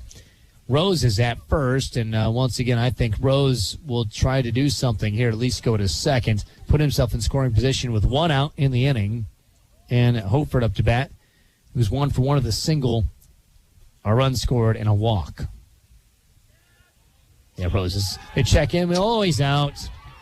Oh, he just got caught. He's complaining that he thought he was safe, but the ball beat him there by so much. And that's out number 2, and that's not debilitating, but certainly hurts you if you're a Go Hawk fan. Yeah, based on that, I'm sure Rose is probably going first movement because Alstad was in the stretch. Pitch down the middle of the windup is a strike to Hofer. Class 1A rankings have Mason City Newman number 1, Kingsley Pearson 2, Remsen St. Mary's 3, Linville Sully 4, Northland 5, West Harrison 6, swing and a miss. Don Bosco, who beat Kingsley Pearson, moves up to number 7. Burlington Notre Dame 8, Lisbon 9, Coon Rapids Bayard is 10th. Others that got votes: Akron Westfield, Galen Catholic, New Fonda, St. Ansgar, and Woodbury Central. South Winneshiek, who the Go Hawks will play later this year, was ranked, and they are no longer ranked. Ground ball, third base side. Oh, good bounce right into Reilly's mitt, and he throws to first. This time it is caught. The Go Hawks threaten but do not score. We go to the 5th inning. Decorah 7, Waverly Shellrock 4 on the K-Way Sports Network. Life is complicated enough. Why not simplify it? Hi, I'm Andrew Kaler with the Denver Insurance Agency. Our multi-policy discounts offer great ways to get lower rates for each policy, and it's a perfect way to make sure our customers get our best deals. Call today. Let's talk savings when we bundle your farm, home, and auto insurance. We're Denver Insurance Agency, your local Grinnell Mutual Insurance provider. Call today, 984-6151. We're committed to making sure our customers get our best deals.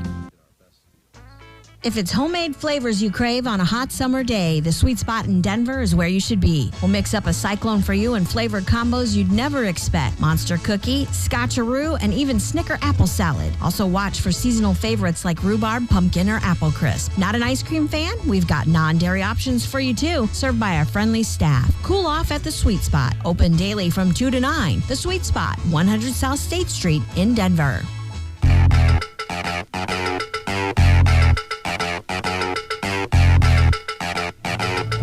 After 4 innings of baseball, it's 7-4. Decorah with the lead. The 2, 3, and 4 hitters due against Jack Wiedemeyer gets to pitch this inning with some clean sheets out there. That's going to feel nice for him. Brickley, by the way, is 1 for 1 with a sacrifice bunt, a single, and a walk in his 3 appearances at the plate. First pitch, Wiedemeyer peppers the outside corner. Strike 1. Wiedemeyer going from the windup.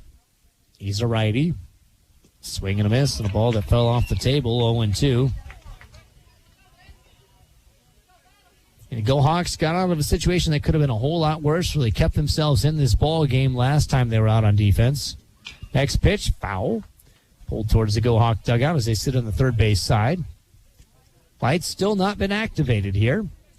Sun still over the Bartles Lutheran home. Way out in left field, foul territory side. Pitch outside. 1-2.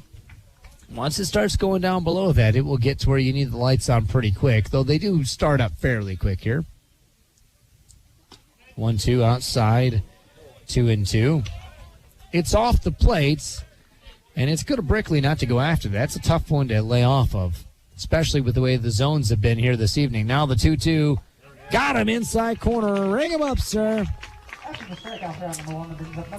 Brings up Caden Alstad, who's got a triple, a sac fly, and a strikeout. Also scored a run in the ball game. Now, Henry, you got a number of baseball jerseys you've worn. My favorite so far is the old school Hank Aaron Atlanta jersey. Yes.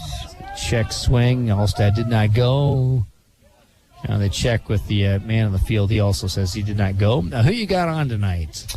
Andre Dawson. We got a tealish. I really like the Marlins vintage, early 2000s, late 90s jersey. Andre Dawson, not known for his career with the Marlins necessarily, but no. Yeah. Pitch outside 2-0. And here's the next pitch. Ground ball, first base side. Can he play it? Yes, he can. Parker gets it, takes it to the bag himself for out number 2. That'll bring up Caleb Myers, who's 1 for 2 with a hit by pitch, ground out, single, and a run scored. Go Hawks trail 7-4. We're in the top of the 5th. And, yeah, the Hawk for the Florida Marlins, it's the Cooperstown collection. I mean, I think the Cubs, the Expos, I had forgotten at all that he played for Florida. Yeah. Right when they were in the expansion team. Ball hit hard at shortstop. Lance Myers tries to slide down to get that. As that ball was dying, he was kind of caught in a tweener situation. I'll give, is that a single in air? I think that's a single. I do too. I agree. That ball is hit at him, and it's tough because if you play it off the bounce, it's going to be tough. You try to catch it, and he couldn't get to that in time. As that ball was just nose diving. Mm-hmm. Looked like a volleyball serve that's an ace. It's just tough to get to. Those are tough because everyone looks at, why didn't you get that? That's a hard ball to get. Yeah, and your feet are planted as an infielder. You're creeping in, and you're kind of just sitting there waiting for the ball to come to you, and then all of a sudden it just dips down. Holds us up to bat. He's 1 for 2 with a single, a walk, and a run scored. Also grounded out to second base. Ball gets by the catcher, Rage. Runner advances. There are 2 outs in the inning. So you just got to get the guy at home plate. Where do you find an Andre Dawson Florida Marlins jersey, by the way? I actually found this in California. It was just some random lids store.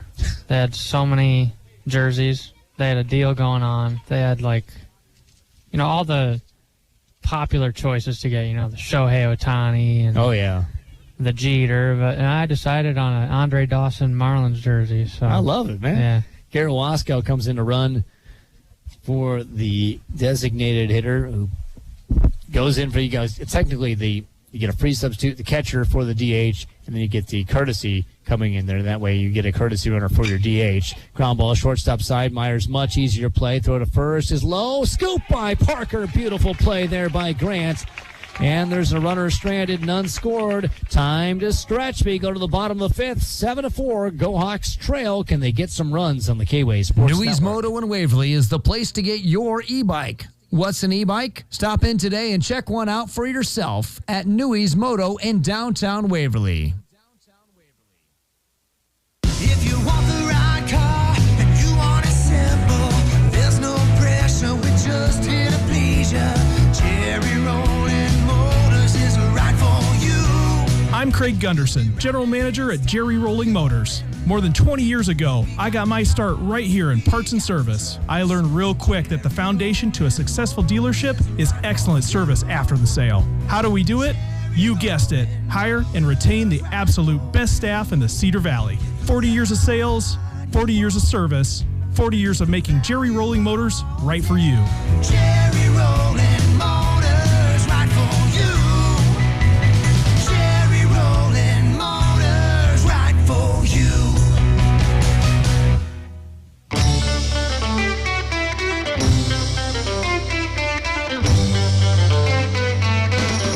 After a good stretch, the Go Hawks trail 7-4, but a new pitcher is on the mound. Ethan Holthaus has got 13 innings and a 1.08 ERA with opponents batting 109 against him. He's walked 9, hit 1, and struck out 22 guys. He is a stud for the Decorah Vikings. Alstead goes over to third. I believe that's Reilly who moved into center field. So this is a tough situation here for the Go Hawks. We're down by 3, but that all said, anytime you got a guy who's doing pretty well and you're down, it's got to feel good when they change pitching.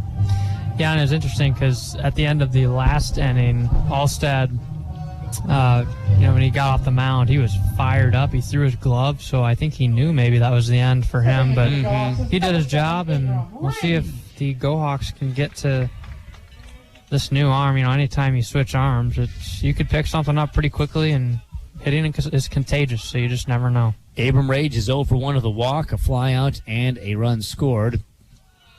Holthaus, the righty, misses outside 1-0. Talking about your jersey, what's that? You got the MLB, the shell cap on as well. Yeah. I need your stylist number. I've got a free T-shirt I was given by Nate Steggy and a free hat I was given by Corey Carlson, pitch outside. So, I tell you, my drawers at home are just full of Go Hawk and Wartburg conference championships or state tournament T-shirts. That's not a bad wardrobe, by the way. I love that wardrobe. Pitch low, 3-0. Yeah, you probably got all the years. Yeah, years. It's been a lot of years of those shirts, that's for sure. Here's the 3-0. Pitch down the middle. Tell my wife one of these days I'm going to start making it into a T-shirt quilt or something. Yeah. She's pregnant now, so she steals all my shirts. Hers don't fit her. The 3-1. Ball popped up, first base side.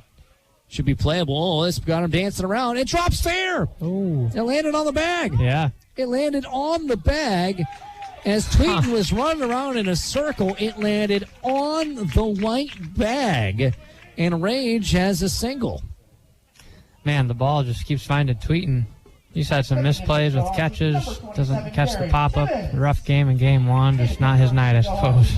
Toma comes in to run. Often you hit it at first. It's not often you hit it on first. That's incredible.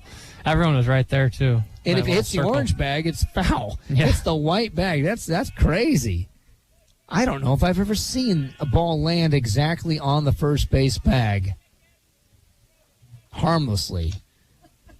Man. Tibbetts fouls it 0-1. One and 2 is Tibbetts Knight. He's got a single, a run scored, and a ground out to second. It only takes just one base runner. All of a sudden, you start feeling like you can get something done. And the Go-Hawks certainly should be feeling like that. Pitch outside. 1-1. Bottom of the 5th inning, Go-Hawks trail 7-4. It's been 7-4 as far as hits. Decorah with that, but the Decorah Vikings have 4 errors. Go-Hawks none. And you got to get more than 4 runs if you're getting 4 errors to help you out. Pitch is blocked by the catcher. Good play there by Kinnan. That's a tough one to block. A fastball spiked on turf. You got to be perfect. He was. Tibbetts trying to make the Go-Hawks become very lively against a guy with a sparkling ERA. Pitch hits the outside corner. Good pitch. 2-2. And shadows everywhere, except for extremely deep right field. Sun setting below the trees. Here's the 2-2. Strike 3 called. Tibbetts got caught looking. Certainly was a strike, in case you were wondering. Nolan Foster up to bat. He's 1 for 1 of the walk and a single. Remember, he had a home run over the left field fence in Game 1. Part of that 14-1 melee. Game 2 has been a lot different. Go-Hawks have a half-game lead on the Vikings. Throw to first base. He's back in time in the conference standings. Go-Hawks have Charles City here Thursday night. You should get here for that, by the way. 4:45 will go on the air. And then next week be at Cresco. Swing and a miss. Strike 1 to Foster.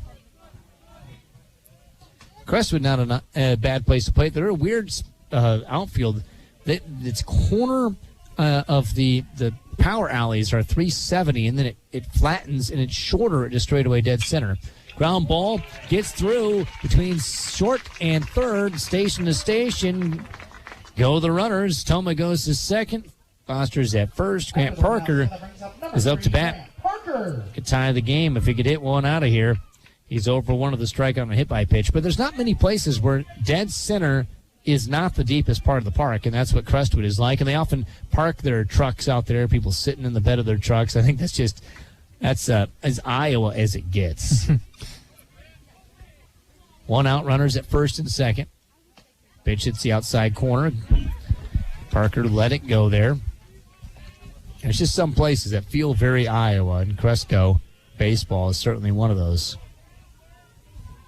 Hawks scored 39 runs in 2 games against the Cadets last time. I'm sure they don't feel bad at all about having to go up there and get a chance to play them. Now they call it strike 0-2 the count. Lights have been turned on. They're firing up here at Hurdle. Runner takes off to third.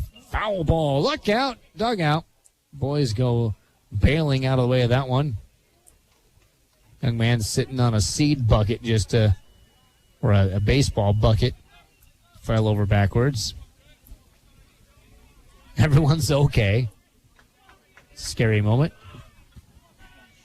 Used to be worse when they didn't have that fence. Here's the 0-2. The pitch. High. 1-2 to 6-hitter Grant Parker. Runners at first and second for Waverly Shellrock.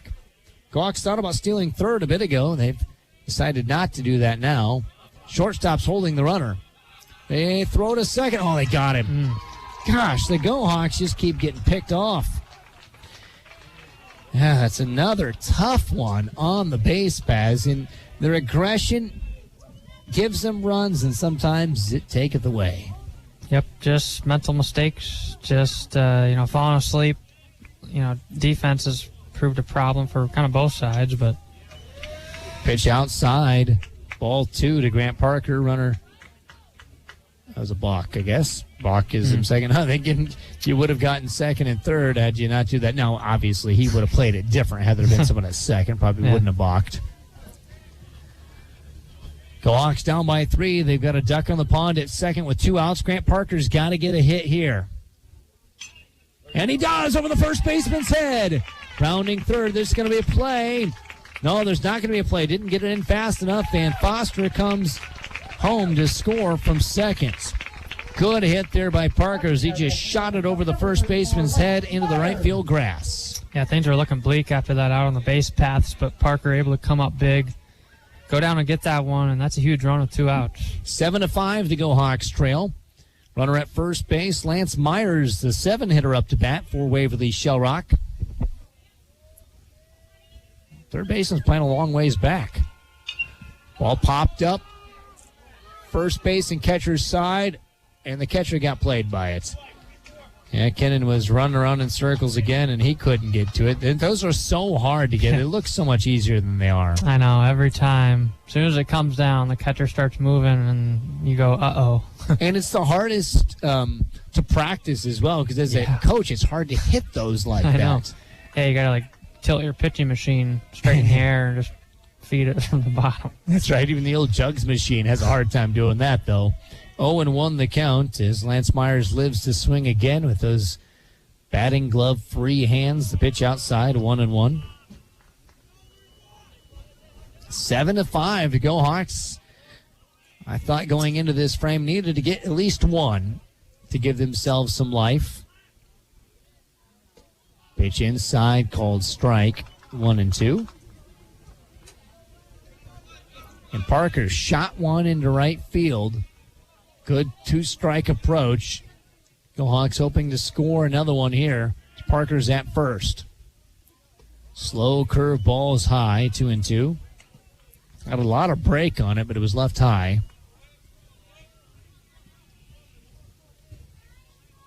Pitcher peers in for the signs. Holthouse gets it, sets right at his belly button, fires home, and it's a breaking ball outside. Count is full to Lance Myers, the Go Hawks shortstop, who made one of the best defensive plays in the infield all year long with that throw he made from the hole when he backhanded the ball. Kind of Jeter-esque. Runner takes off. Ball shot through the right side. Parker thought about stopping at second. Now he goes to third.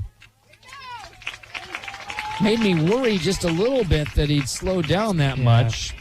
But there's 2 outs, runners at the corners, and 2 opposite field singles by the Go Hawks. His great approach. Ian Sedgwick, up to bat, batting for Jude Landers.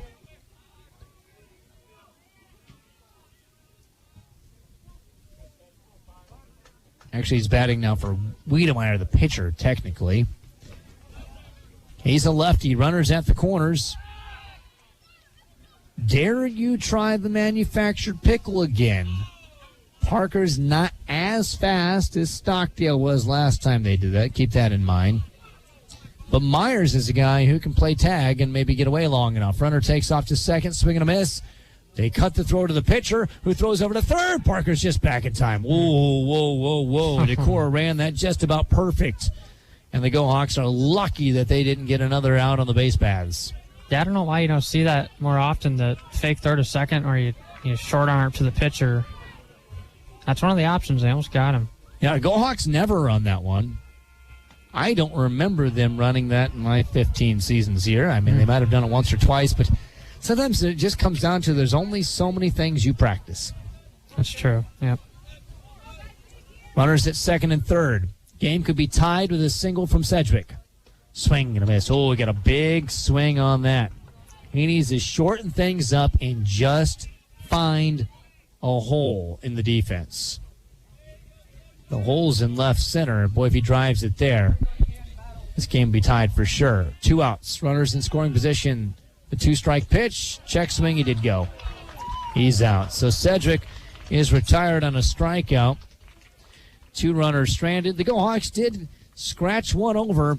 They're down 7-5. We go to the 6th inning. You're listening to the K-Way Sports Network. Network. This is Adam with Folkert's Financial Strategies. Life is busy with kids, activities, work, and that much-needed vacation. Who has time to think about retirement and life insurance? Well, we do at Folkert's Financial Strategies, and we'll worry about your insurance coverage and your retirement plan so you can get back to living your busy life. Come see us here at 410 West Bremer Avenue. Folkert's Financial Strategies.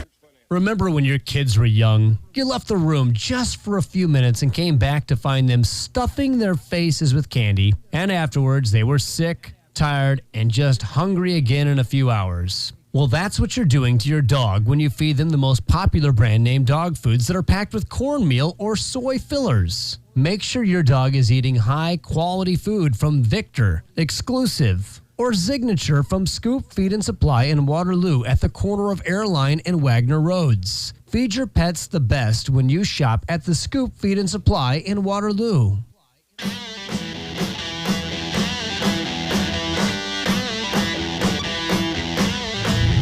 7-5, Decorah leads as this is the 6th inning. The 6, 7, and 8 hitters for the Vikings up to bat. Fisher Tweeten will lead things off. He's 1 for 2 with a strikeout, a single, a hit by pitch, and a run scored as Jack Wiedemeyer is on the mound. Also this inning, we'll take a look at some famous events that occurred on this date in baseball history.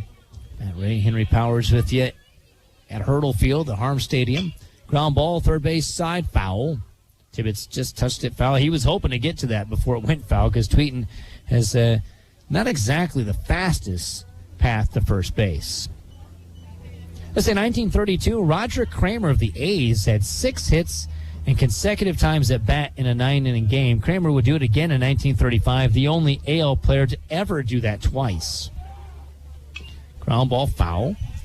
That one just went straight third base side and by the on-deck circle for the Go Hawks as it's the red top, white pants, blue hats Vikings up to bat against the all-white with black pinstripe Go Hawks. Ball hit into center field. Hofer runs it down. He makes that look so easy. He covers a lot of ground out there. Got a great jump on it. A lot of other guys would have had to reach for that, but he got to it and made it look so simple. Olsen now up to bat, batting for Reilly. Reilly finishes the day 0 for 2 with a walk and a run scored. Check swing, he went. Oh, he did not, they say. Okay, I was wrong. I sure thought he went on that. Yeah, it kind of looked like he did too, to my eyes. The umpire has a much better look at it, better angle than we do. Pitch inside, ball. This day, 1956, at Detroit's Briggs Stadium, Mickey Mantle pulls 2 Billy Huff pitches in the right center field bleachers, something no other player had ever done since the bleachers were built in the 30s. The Yanks would win 7-4. Ball hit into left field. That's a single. Stockdale will stop it in the grass and throw it in to keep Olsen to just 1 bag. That brings up Ben Weimer. Weimer's had a good game, too. He struck out, but then he's had a single and double since then. 7-5, the Decorah Vikings have a 2-run lead, trying to split with the Go Hawks and go back to a 2-way tie at the top of the Northeast Iowa Conference, which is 2 doubleheaders remaining in conference after this. Good change of speed, pitch. Way out in front of that was Ben Weimer. He's saying swing on Monday on that one. And that's a real good job of Wiedemeyer pulling the string. I don't know if I've seen him throw that changeup that well before. Yeah, you see a lot of his curveball. I mean, everything he has really good break. Just as a freshman, too. It's been really good for him, honestly. Check the runner at first. He gets back standing. Want to keep that guy at bay.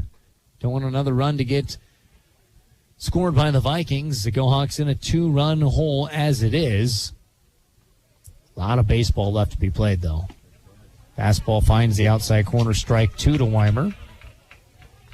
It's good that he's aware of that runner, too. Sometimes, these younger guys just get in there and they want to just throw and forget about those guys on base. Big difference between a thrower and a pitcher. Next pitch, hit into center field. Hofer drifts back and toward left field, It's his right, and he makes the grab for out number 2. A couple of retirements in center field. That brings up Mason Avila. Avila is 0 for 1 with a strikeout, 2 walks, and a run scored. Let's say 1973, Chicago's Sia Costa became the first AL pitcher to bat since the DH rule went into effect. Costa struck out in the 8th inning, but is credited with an 8-3 win over California. Of course, that's Chicago White Sox. Now everybody's got a DH. Shohei Ohtani, maybe one of the best batters in the entire world, is a pitcher. He's insane. Yeah, isn't that just amazing? Don't take that for granted. You might never see something like him again. Runner takes off to second. Good throw. Got him. Oh, he dropped the ball. The ball skipped to Myers. He just couldn't keep the hold on that one. Olsen got the steal. That's a decent throw there by Rage, and the ball skipped, and Myers just couldn't keep his glove on it while tagging. Boy, as you could tell, I thought he had him for sure, but the ball just popped out of the mitts. 2 outs.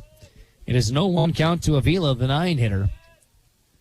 Wiedemeyer, high leg kick, ball popped up over our head, 0-2. That is about as high a leg kick as I've seen him have. Yeah, usually he's pretty consistent, with his mechanics, but sometimes it's either deception or just making sure you have full control of the baseball in that glove. The 0-2, just a hair outside, 1-2. By the way, over on Y99.3, softball remains scoreless. Ellie Heyer, though, hit a ball that hit the top of the fence, bounced up in the air, and came back into the field of play for the Go Hawks. Inside pitch, hit him. Oh, man. He didn't even try to move. Does he get first?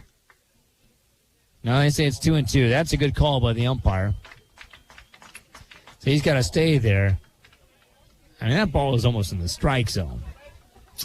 Yeah, I suppose he is close to the plate anyway, but yeah, he didn't show any signs of wanting to move. He leaned into it, too, I think. And the umpire agrees. 2-2 count, 2 outs, runner at second. Here's the pitch. Ball popped up and out of play towards railroad tracks. Sun, just an orange orb in the distance, setting clear skies overhead. Flag hanging limp in center field. Some of the gold pennants small enough to be moved by the very small breeze on this beautiful summer night. Pitch outside, ball. Count is folds in the 9-hitter. Well, he had a similar at-bat with Avila at the plate in his last at-bat, and he walked him. See if he can strike him out. That's exactly right. Ball hit hard into right field. Foster makes, he drops it. He got to it in the gap, and he dropped it. An error. And a run scores, making it 8-5. Foster did a great job of getting to that baseball. Really got a great jump, using his speed, but when he got there, it just popped out of his mitts. Yeah, and, as an outfielder, it's easier for guys that have played there a while, and I don't know how long, obviously I don't know how long Foster's played out there, but when you're running and that ball is hit, fairly low, it's hard to kind of keep your head balanced when you're approaching the ball like that, and sometimes that happens where you just completely miss it. And the ball's hooking a little bit as well when you're running there. It's a strike on the outer half to Hartle, who is 0 for 1. He's walked twice, hit once, and then hit into the L4-3 double play back in the 4th inning. Also scored a run. Decorah leads by 3 in the 6th. Pitch just off the outside corner, 1-1. But yeah, I've been there in Foster, and that ball is hooking a little bit. I love playing right field because it does take a different spin than anywhere else. I feel like center fielders can't just plug themselves into the corners because the corners are so different. Here's the 1-1. Pitch inside. That all said, if Nolan were to come up here, he'd say, I should have caught it. Right, yeah. You'd like to have it, and you feel like you get a good jump on it, but once you get close to it, it takes your full concentration to bring it in. 2-1.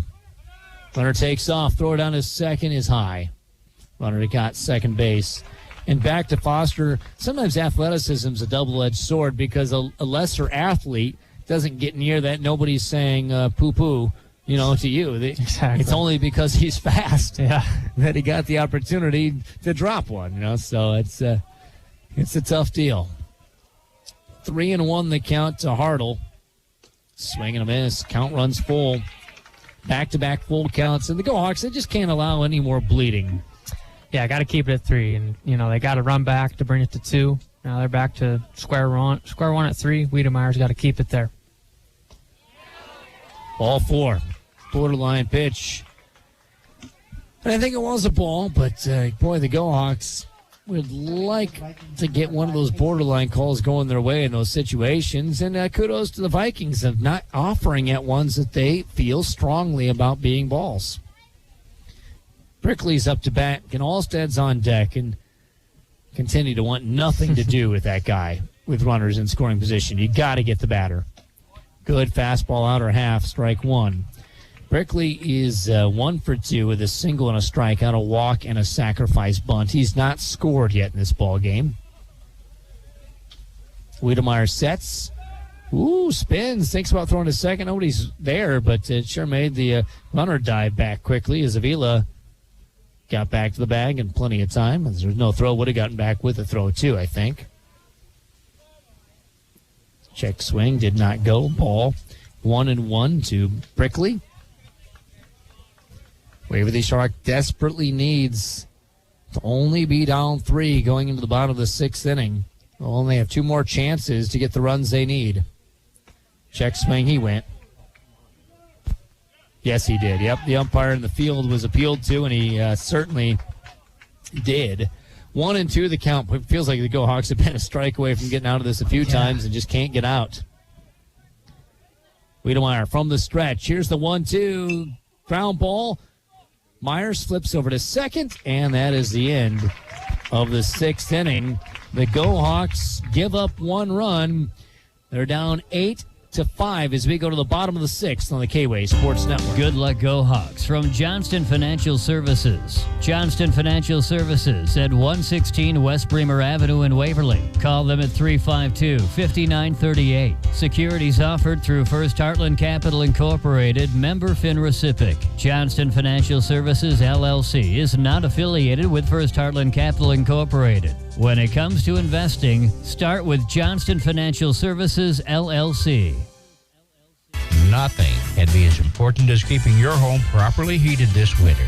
And if your LP gas man is Dillaboo Oil, you're assured that running out of LP will never be a problem. Dillaboo Oil is there when you need them 24 hours a day for all your LP and fuel oil needs. Call the professionals at Dillaboo Oil at 319-352-3437 or stop in and visit with them at 600 West Bremer Avenue, Waverly.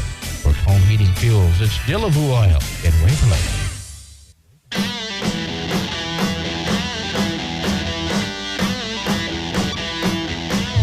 8-5, Decorah leads. We're in the bottom of the 6th inning. The 9-1-2 batters due for the Go Hawks. Sam Rose will lead things off. He's 0 for 2, though he did reach on an error. Also flew out to center field. We'll finish our couple of items on this day in baseball history as well. Ethan Holthouse with that 1.08 ERA is on the mound, and he misses low, ball 1. This is 1982. Pete Rose played in his 3,000th Major League game.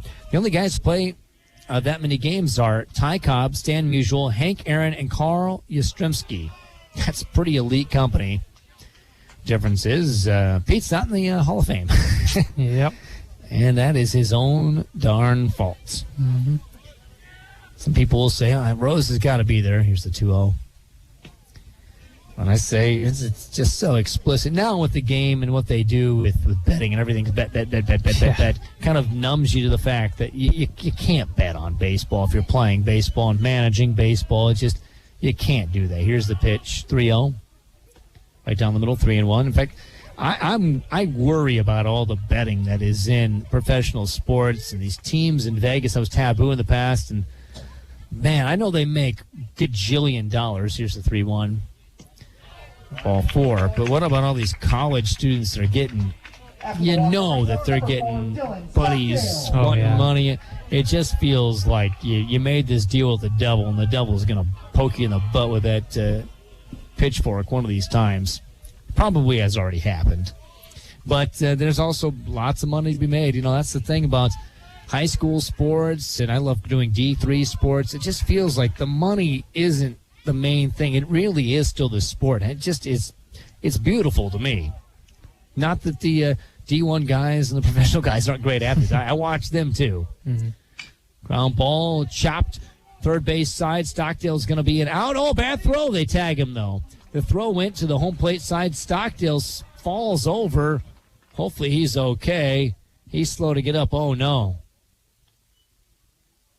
He held it right away. So a 5-3 put out of Stockdale. They tag him, and he's going to get up. Little hitch in his giddy up. Nothing like a guy running away from the trainer.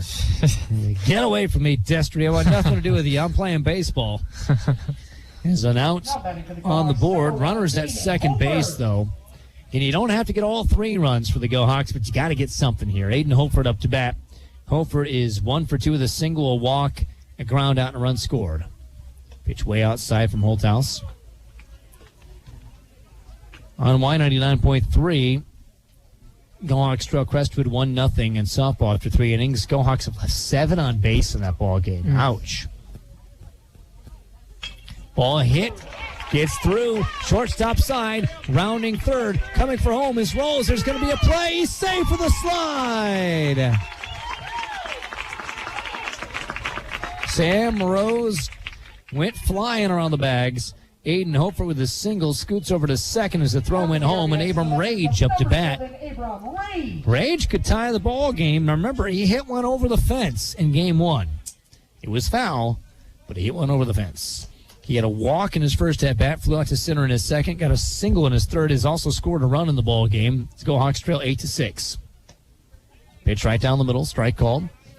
This day in baseball history, 1986, after leading the club to a 26-38 record, Tony La Russa was fired, be hired by the A's next month. That worked out much better for Tony. Ground ball gets through the third base side. Rounding third, coming for home is Holford. There's going to be a throw, and he's safe. The ball was cut off by Holthouse. If it would have gone through, I don't think it gets him anyway. And the Go Hawks are a run away from tying this ball game. Rage went to second on the throw home. Stop me if you've heard that one before. A lot of repeat there as Toma goes in to run, and he could tie the ball game if he scores. Garrick Tibbetts up to bat. Tibbetts is 1 for 3 with a single, a ground out, strikeout, and a run scored. And we're going to see a visit to the mound from Coach Riley. Ethan Holthouse with that 1.08 ERA. Is getting a little bit of nerves his way as he's getting hit around a bit. And we were talking about this off the air, Henry. The Go Hawks, now they've out-hit Decorah 9-8. Decorah's got 4 errors. The Go Hawks 1 on the board. And it's just been the Go Hawks getting thrown out on the base pass that has been the difference in this ball game. They've had, potential runs cut down unnecessarily, and that's been the big difference.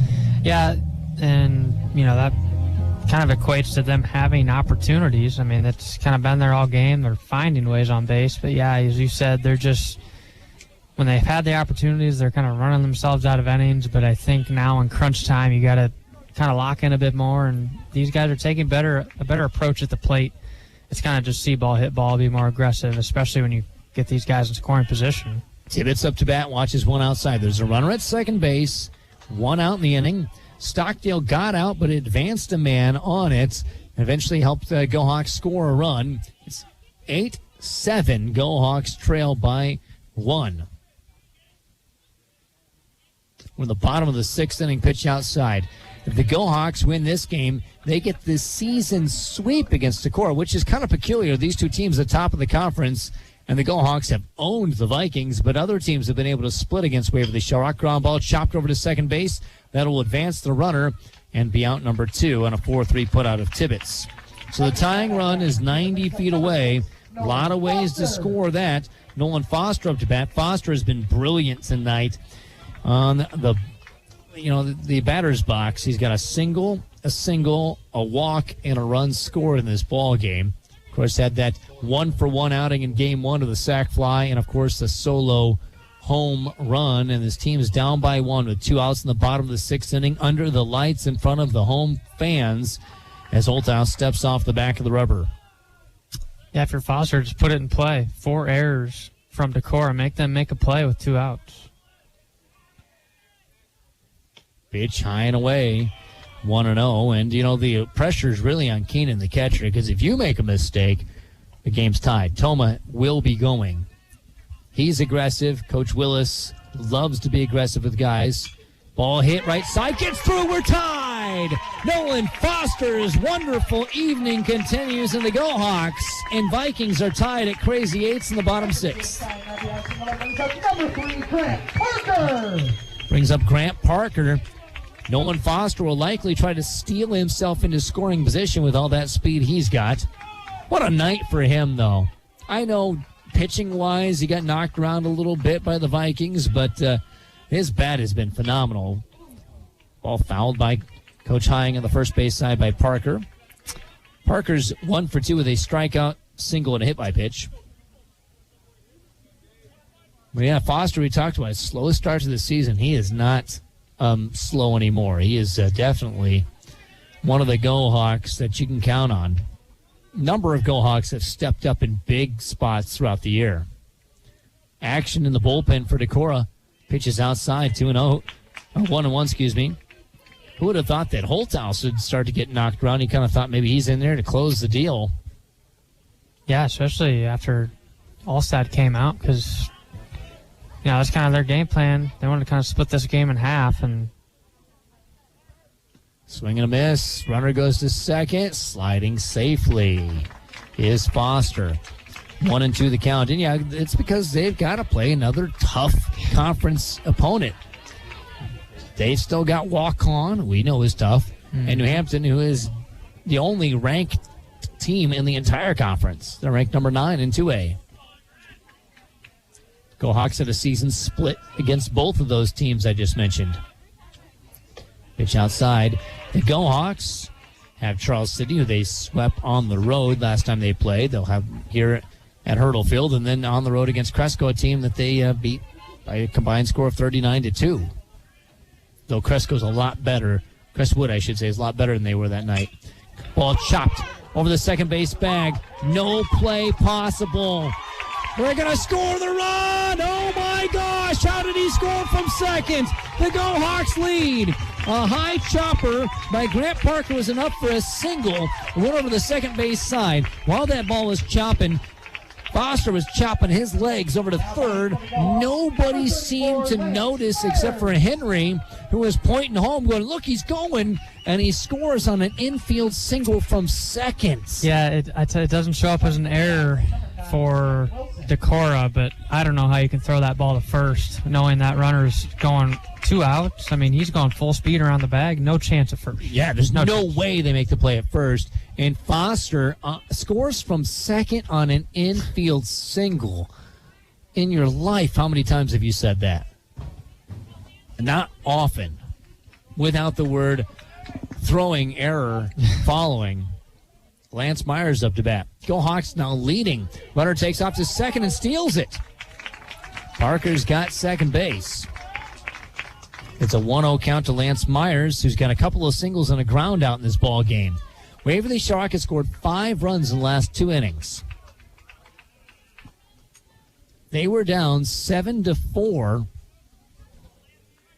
And then 7-5, and then it was 8-5, and now they're up 9-8, trying to sweep the Vikings. Pitch high and tight, little chin music to Myers. It's a big spot here for Myers. The Go Hawks need to add to it, because now, if they have it their way, they won't bat in the 7th. Pitch is right down the middle. Strike. They didn't bat in the 5th, 6th, or 7th in Game 1 as they won 14-1. This game's been completely different, but the Go Hawks won a W. Ball spins inside. Yeah, Go Hawks just really are not biting on any of those pitches. He's trying to pitch backwards a little bit when he falls behind, and they're just waiting for those fastballs. Here one comes, and he gets rung up for out number 3 with the Go Hawks. Score 4 runs in the 6th. They're up 9-8. Now they can shut the door on the Vikings when we return on the K-Way Sports Network. Hi, this is Jill with the Waverly Shell Rock Area United Way. Together, we can help those in need right here in the Cedar Valley. Did you know that 99% of all the funds we raise stay right here in Bremer and Butler counties, working to support those in need? To donate or volunteer, find us online at WSRUnitedWay.org. Together, we can live united. Hey, I'm Chris from the Red Fox Barbecue and Pizzeria. Our barbecue line will include things such as brisket, burnt ends, pulled pork, pulled chicken, potatoes, mac and cheese, corn, and a Texas toast. Plus, try one of our sandwiches or our homemade French fries or onion ring. Red Fox Barbecue open 11 to 9, Wednesday through Saturday, with the barbecue line happening from Thursday to Saturday from 5 to 9, and a breakfast buffet on Sunday from 9 to 12:30. Red Fox Barbecue and Pizzeria, the best restaurant you haven't tried yet.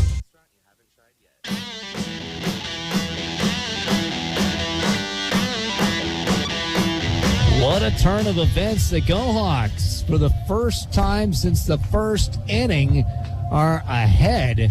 They lead 9-8. New pitcher is Tony Hobson. 15 innings pitched. Probably about 22 pitches thrown, I think. His ERA is 5.6. And he is that guy who can get quick outs. He's a contact pitcher. He's a right-hander. He'll be facing the 3, 4, and 5 hitters. Now, this is a tough part of the lineup for Decorah. Cade Alstad is up to bat. First pitch flutters into the outside corner. He's got a completely different speed than what Wiedemeyer had as well. He's going to throw guys off.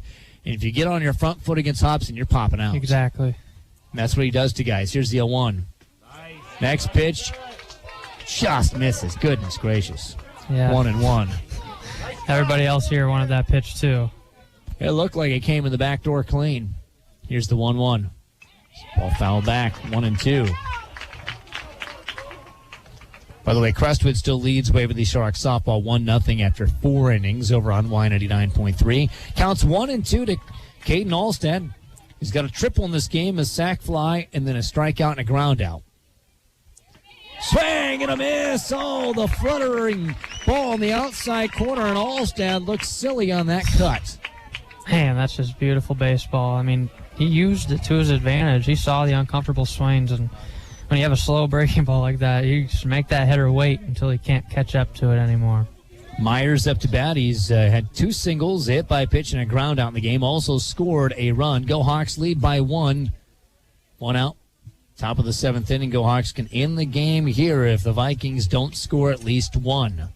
First pitch is a ball way out of the zone. Go Hawk fans hoping their boys got brooms. Looking for that big sweep because, again, you're in control. You can't necessarily win the conference tonight, but you might look back and say you did. The 1-0, ball shot up the middle, bounces over the mound, over the second base bag, into the grass. So the stay alive run is on. Ethan Holthouse up to bat. He's 1 for 3 with a single, a couple of ground outs, a walk, and a run scored. This thing's far from over. Yes, but, I mean, just 1 run. I mean, they've already got the tying run on base, winning run at the plate, so, yeah. Decorah's only not scored in the 5th inning. Yeah. Those 2 teams going back and forth. I mean, Decorah knows how important this is. Obviously, they want to keep things tied at the top, so they're going to try to do everything they can to tie this ball game. And Charles City's a team I think can split. Heck, they could win both games against Waverly Shark if they play their best. But if you're Decorah, if you don't win this game, you need some teams that might not be the most helpful to be very helpful. Ground ball, shortstop side, gets through. Runners at first and seconds. It's just not going to be a walk in the park to the end. If you thought it was, I think you are very misgiven. Fisher Tweeten up to bat. He struck out. Then he got a single. Then it was hit by a pitch and flew out to center field. He's got 1 run scored in this game. 9-8 to go Hawks with the lead. The keep the game going run. The tying run is at second. Hobson on the mound. The righty sets chin high. Comes home with it. Foul ball. First base side. First base coach gets it and hands it over to Parker. 0-1 the count. Tweeten at the plate does have the hit, but he's had some mental errors. You wonder if he's going to push it a little bit at the plate. Maybe try and get him to pull on a ball and roll into a double play. Go Hawks would like that. Pitch inside, ball.